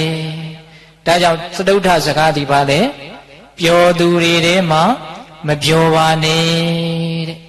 ဦးဇင်းတရားဟောတာတဏှာကြီးနဲ့မိနစ်20ရှိပါပြီတဏှာကြီးခွဲအထိဟောဖို့ဦးဇင်းတို့စိတ်ကူးထားပါတယ်ဟုတ်လား9မိနစ်လောက်တရားထိုင်ရမယ်နော်ဒီ9မိနစ်လောက်တရားထိုင်ရမယ်အဲ့ဒီတော့ဦးဇင်းတို့ပြောခဲ့တဲ့စကားယတနာထိုက်သောစကား၄ခုကိုစပြီးတော့ပြန်ပြောမယ်နံပါတ်1မြင်သူတွေထဲမှာနေမာမာနဖြင့်အချီးနှီးမြင့်မားနေတဲ့လောကကြီးထဲမှာကာရဝတရားနိဝါဒတရားကြီးမားသောသဘောတရားတို့ဖြင့်နူးညံ့သိမ်မွေ့စွာနေနိုင်ရမယ်ဟုတ်လားဒုတိယစကားကနေသူတွေထဲမှာမြင့်မာကိုကျင်တရားနဲ့စိတ်ဓာတ်တွေအောက်တန်းကျနေတဲ့လောကကြီးထဲမှာကိုကျင်တရားနဲ့စိတ်ဓာတ်ကိုမြင့်မာအောင်ကြိုးစားပြီးတော့နေပါဟုတ်လားနံပါတ်3ကမနေသူတွေထဲမှာနေပါမေတ္တာတရားနဲ့အပ္ပမဒတရားနဲ့မနေကြတဲ့ဒီလောကကြီးထဲမှာမေတ္တာတရားနဲ့အပ္ပမဒတရားနဲ့နေနိုင်အောင်ကြိုးစားပါဟုတ်လားနံပါတ်4ကပျော်သူတွေထဲမှာမပျော်ပါနဲ့တာယာမှုကနေပြီးတော့ဆင်းရဲပင်ပန်းမှုကများတဲ့ကာမကိစ္စတွေနဲ့အချိန်ကုန်နေကြတဲ့လူတွေရဲ့ကြားထဲမှာဉာဏ်ကြီးကြီးထားပြီးတော့ကာမထက်ချမ်းသာသောဓမ္မဒုက္ခကိုရအောင်ကြိုးစားပြီးတော့ကိုယ့်ရဲ့ဘဝကိုအရတော်အောင်ကြိုးစားပါဟုတ်ရဲ့လားအေးအဲ့ဒီလိုကြိုးစားသောအားဖြင့်မိမိတို့ရဲ့စိတ်ကိုမြင့်မြတ်အောင်စင်ကြယ်အောင်တန်ဖိုးရှိအောင်9မိနစ်ခန့်မြဦးဇင်းတို့တရားထိုင်ရမယ်ပြီးရင်မေတ္တာပို့ပြီးတော့အလှူရည်ဆက်အမြတ်တမ်းဝေပြီးတော့တရားပွဲကိုအဆုံးသတ်မယ်ဟုတ်လားအေးအလုံးဒကာကြီးများကတင်ပြီးခွေထိုင်ဒကမာကြီးများကကြုံကြုံထိုင်ခေါင်းလေးတွေကိုတဲတဲထားပါခါလေးတွေကိုလည်းတဲတဲထားပါတက်တောင့်တက်တာအနေထားလေးအချိန်မကြာပါဘူး9မိနစ်လောက်ပါမိမိတို့အာထုတ်ဖူးတဲ့နေရှိလို့အာထုတ်ခြင်းနဲ့ဆိုရင်မိမိတို့ကြိုက်တဲ့နေနဲ့အာထုတ်နိုင်ပါတယ်အာထုတ်ဖူးတဲ့ပုဂ္ဂိုလ်မပါအာမထုတ်ဖူးသေးတဲ့ပုဂ္ဂိုလ်တွေပါတယ်ဆိုရင်လည်းပဲဦးဇင်းတို့တိုက်တွန်းတဲ့အတိုင်းကြိုးစားကြည့်ပါမျက်လွှာလေးတွေချထားပါမိမိတို့ရဲ့စိတ်ကိုနှာသီးပြားကိုအာရုံပြုပါဝင်လေလေးဝင်နေတာရှိပါတယ် ထွက်လေလေးထွက်နေတာရှိပါတယ်ဝင်လေလေးဝင်တိုင်းနာသီပြတနေရာကိုထိခိုက်ပုတ်တိုက်ပြီးတော့ဝင်သွားတာပါအဲ့ဒီထိတဲ့သဘောကိုသိအောင်ကြိုးစားပါထွက်လေလေးထွက်တိုင်းနာသီပြတနေရာနဲ့ထိခိုက်ပုတ်တိုက်ပြီးတော့ထွက်သွားတာပါအဲ့ဒီထိတဲ့သဘောကိုသိအောင်ကြိုးစားပါဝင်တဲ့နောက်ကိုလည်းစိတ်မလိုက်ပါနဲ့ထွက်တဲ့ပြင်ဘက်ကိုလည်းစိတ်မလိုက်ပါနဲ့ဝင်လေထွက်လေနဲ့နှာသီးပြားနဲ့ထိတဲ့နေရာလေးကိုစိတ်ဆိုင်ပြီးတော့ထိတဲ့သဘောလေးကိုသိအောင်ကြိုးစားပါဝင်လေဝင်တိုင်းထိတိုင်းသိထွက်လေထွက်တိုင်းထိတိုင်းသိအောင်ကြိုးစားပါအင်မတန်တန်ဖိုးကြီးပါတယ်အင်မတန်စင်ကြယ်ပါတယ်အင်မတန်မြင့်မြတ်ပါတယ်အတန်နေကြားနေလို့စိတ်မပြတ်ပါနဲ့စိတ်တွေပြန့်လွင်လို့လည်းစိတ်မပြတ်ပါနဲ့ရှားသလောက်လေးကြိုးစားမယ်လက်ဖြစ်တဲ့အတွင်းမှာစိတ်ဟာဂတိတသိန်းလောက်ဖြစ်ပြီးချုပ်တယ်လို့ကြားဖို့ပါတယ်ထိတာလေးကိုသိတဲ့အချိန်ဟာတူတောင်းမိမယ်လို့ကုသိုလ်တွေမရေမတွက်နိုင်အောင်ရှားပါတယ်ထိတာလေးကိုသိနေတဲ့အချိန်ဟာအင်မတန်မြင့်မြတ်စင်ကြယ်ပါတယ်ဝင်တိုင်းထိတိုင်းသိအောင်ကြိုးစားပါထွက်တိုင်းထိတိုင်းသိအောင်ကြိုးစားပါဘုရားယဟန္တာအရိယာသူတော်ကောင်းကြီးများအထက်ထက်ချီးမွမ်းတဲ့အလုပ်ပါ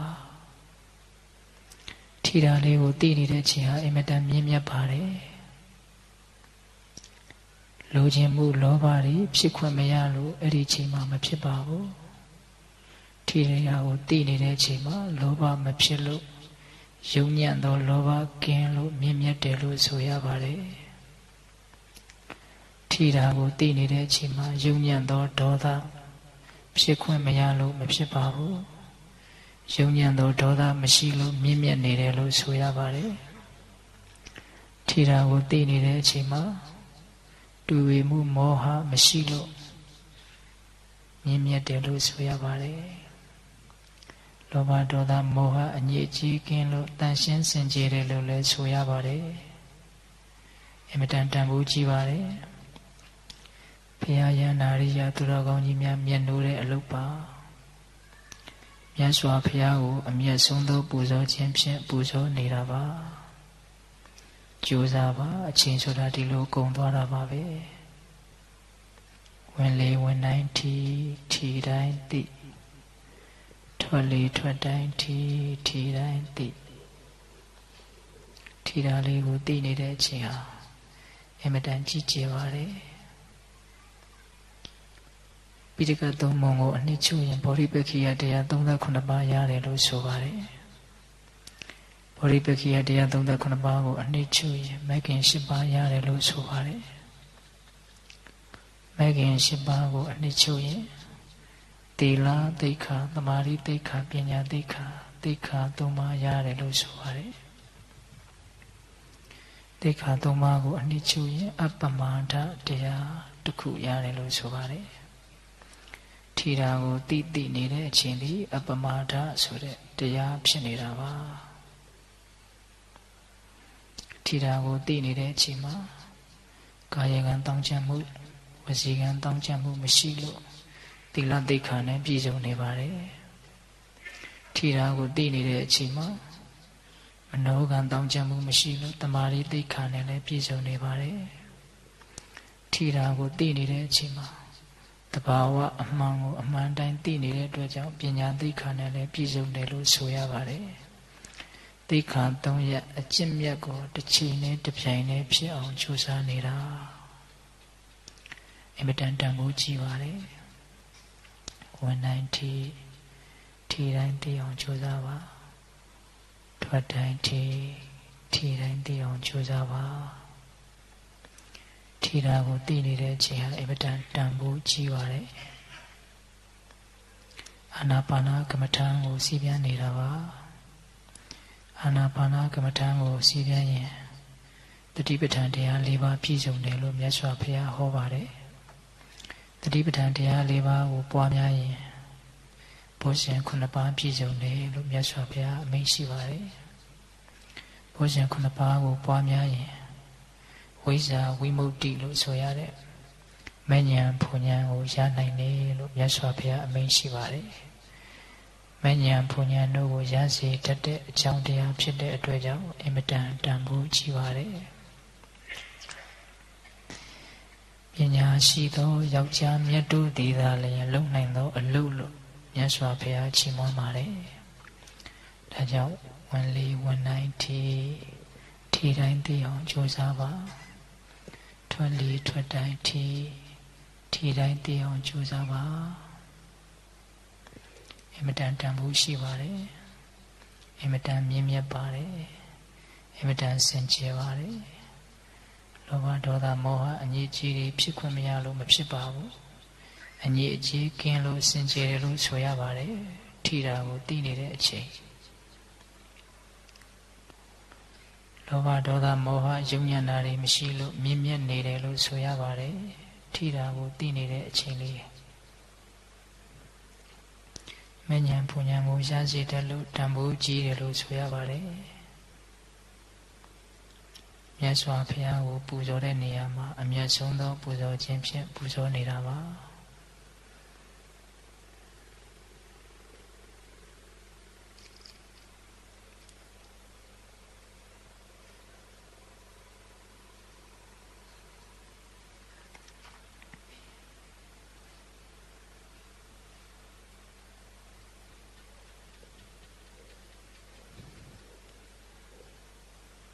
ယန္နာရိယသူတော်ကောင်းကြီးများအထက်ထက်ချီးမွမ်းတဲ့လုပ်ကိုကြိုးစားနေတာပါဘဝမှာလောဘဒေါသတွေနဲ့နေရတဲ့ဒီပြင်ချိန်နေနဲ့မတူပါဘူးဒါကြောင့်အခွင့်အာဏာလေးမှာကြုံနှုံးကလေးမှာထီတိုင်းသိမယ်ဝင်လေဝင်တိုင်းထီတိုင်းသိထွက်လေထွက်တိုင်းထီတိုင်းသိမြတ်စွာဘုရားကိုအမျက်ဆုံးသောပူဇော်ခြင်းဖြင့်ပူဇော်နေတာဘုရားယန္နာရိယသူတော်ကောင်းကြီးတွေချီးမွမ်းတဲ့အလုပ်ကိုလုပ်နေတာဆင်းရဲတဲ့တန်တရားဝတ်ကလွတ်စေတဲ့အလုပ်ကိုလုပ်နေတာလို့ gain ဦးဇင်းတို့10မိနစ်ရှိပါပြီ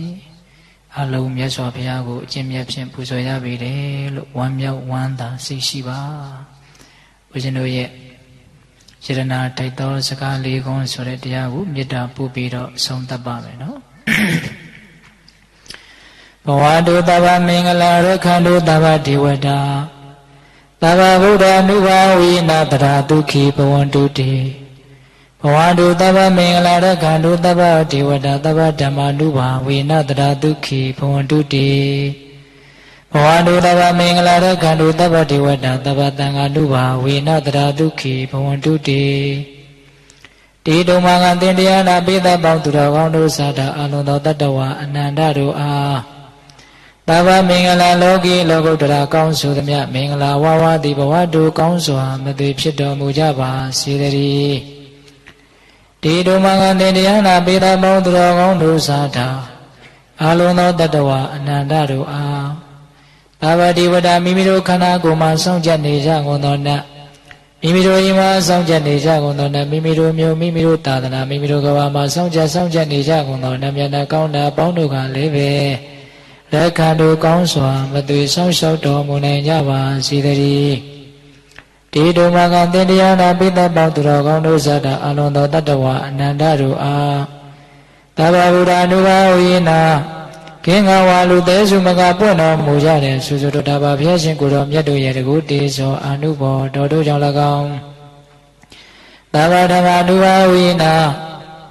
မလီရာပူလိရာနိဗ္ဗာန်ပရိယတ္တိဟုဆိုသောစေတသောတရားတော်မြတ်တို့ရဲ့တကူတေဇောအနုဘောတော်တို့ကြောင့်၎င်းတဗ္ဗသံဃာ ानु ဘာဝိနာမဂ္ဂတံလေးရောက်ဖလတံလေးရောက်ဆိုသောရှင်ရောက်တော်ရိယာတန်ခါရှင်မြတ်တို့နဲ့တကွာတေလကိုသမာဓိကိုပညာကိုတို့နဲ့ပြည့်စုံတော်မူကြတဲ့သမုဒိတံခါရှင်ကောင်းရှင်မြတ်ပေါင်းတို့ရဲ့တကူတေဇောအနုဘောတော်တို့ကြောင့်၎င်းတရားနေရောညပါဘေခမဆိုင်ခြင်းရှိတိုင်းဒုက္ခိကိုစိတ်နှဖျားချမ်းမာချမ်းသာခြင်းရှိကြကုန်သည်ဘဝတုကောင်းစွာမသွေဖြစ်တော်မူကြပါစေတည်း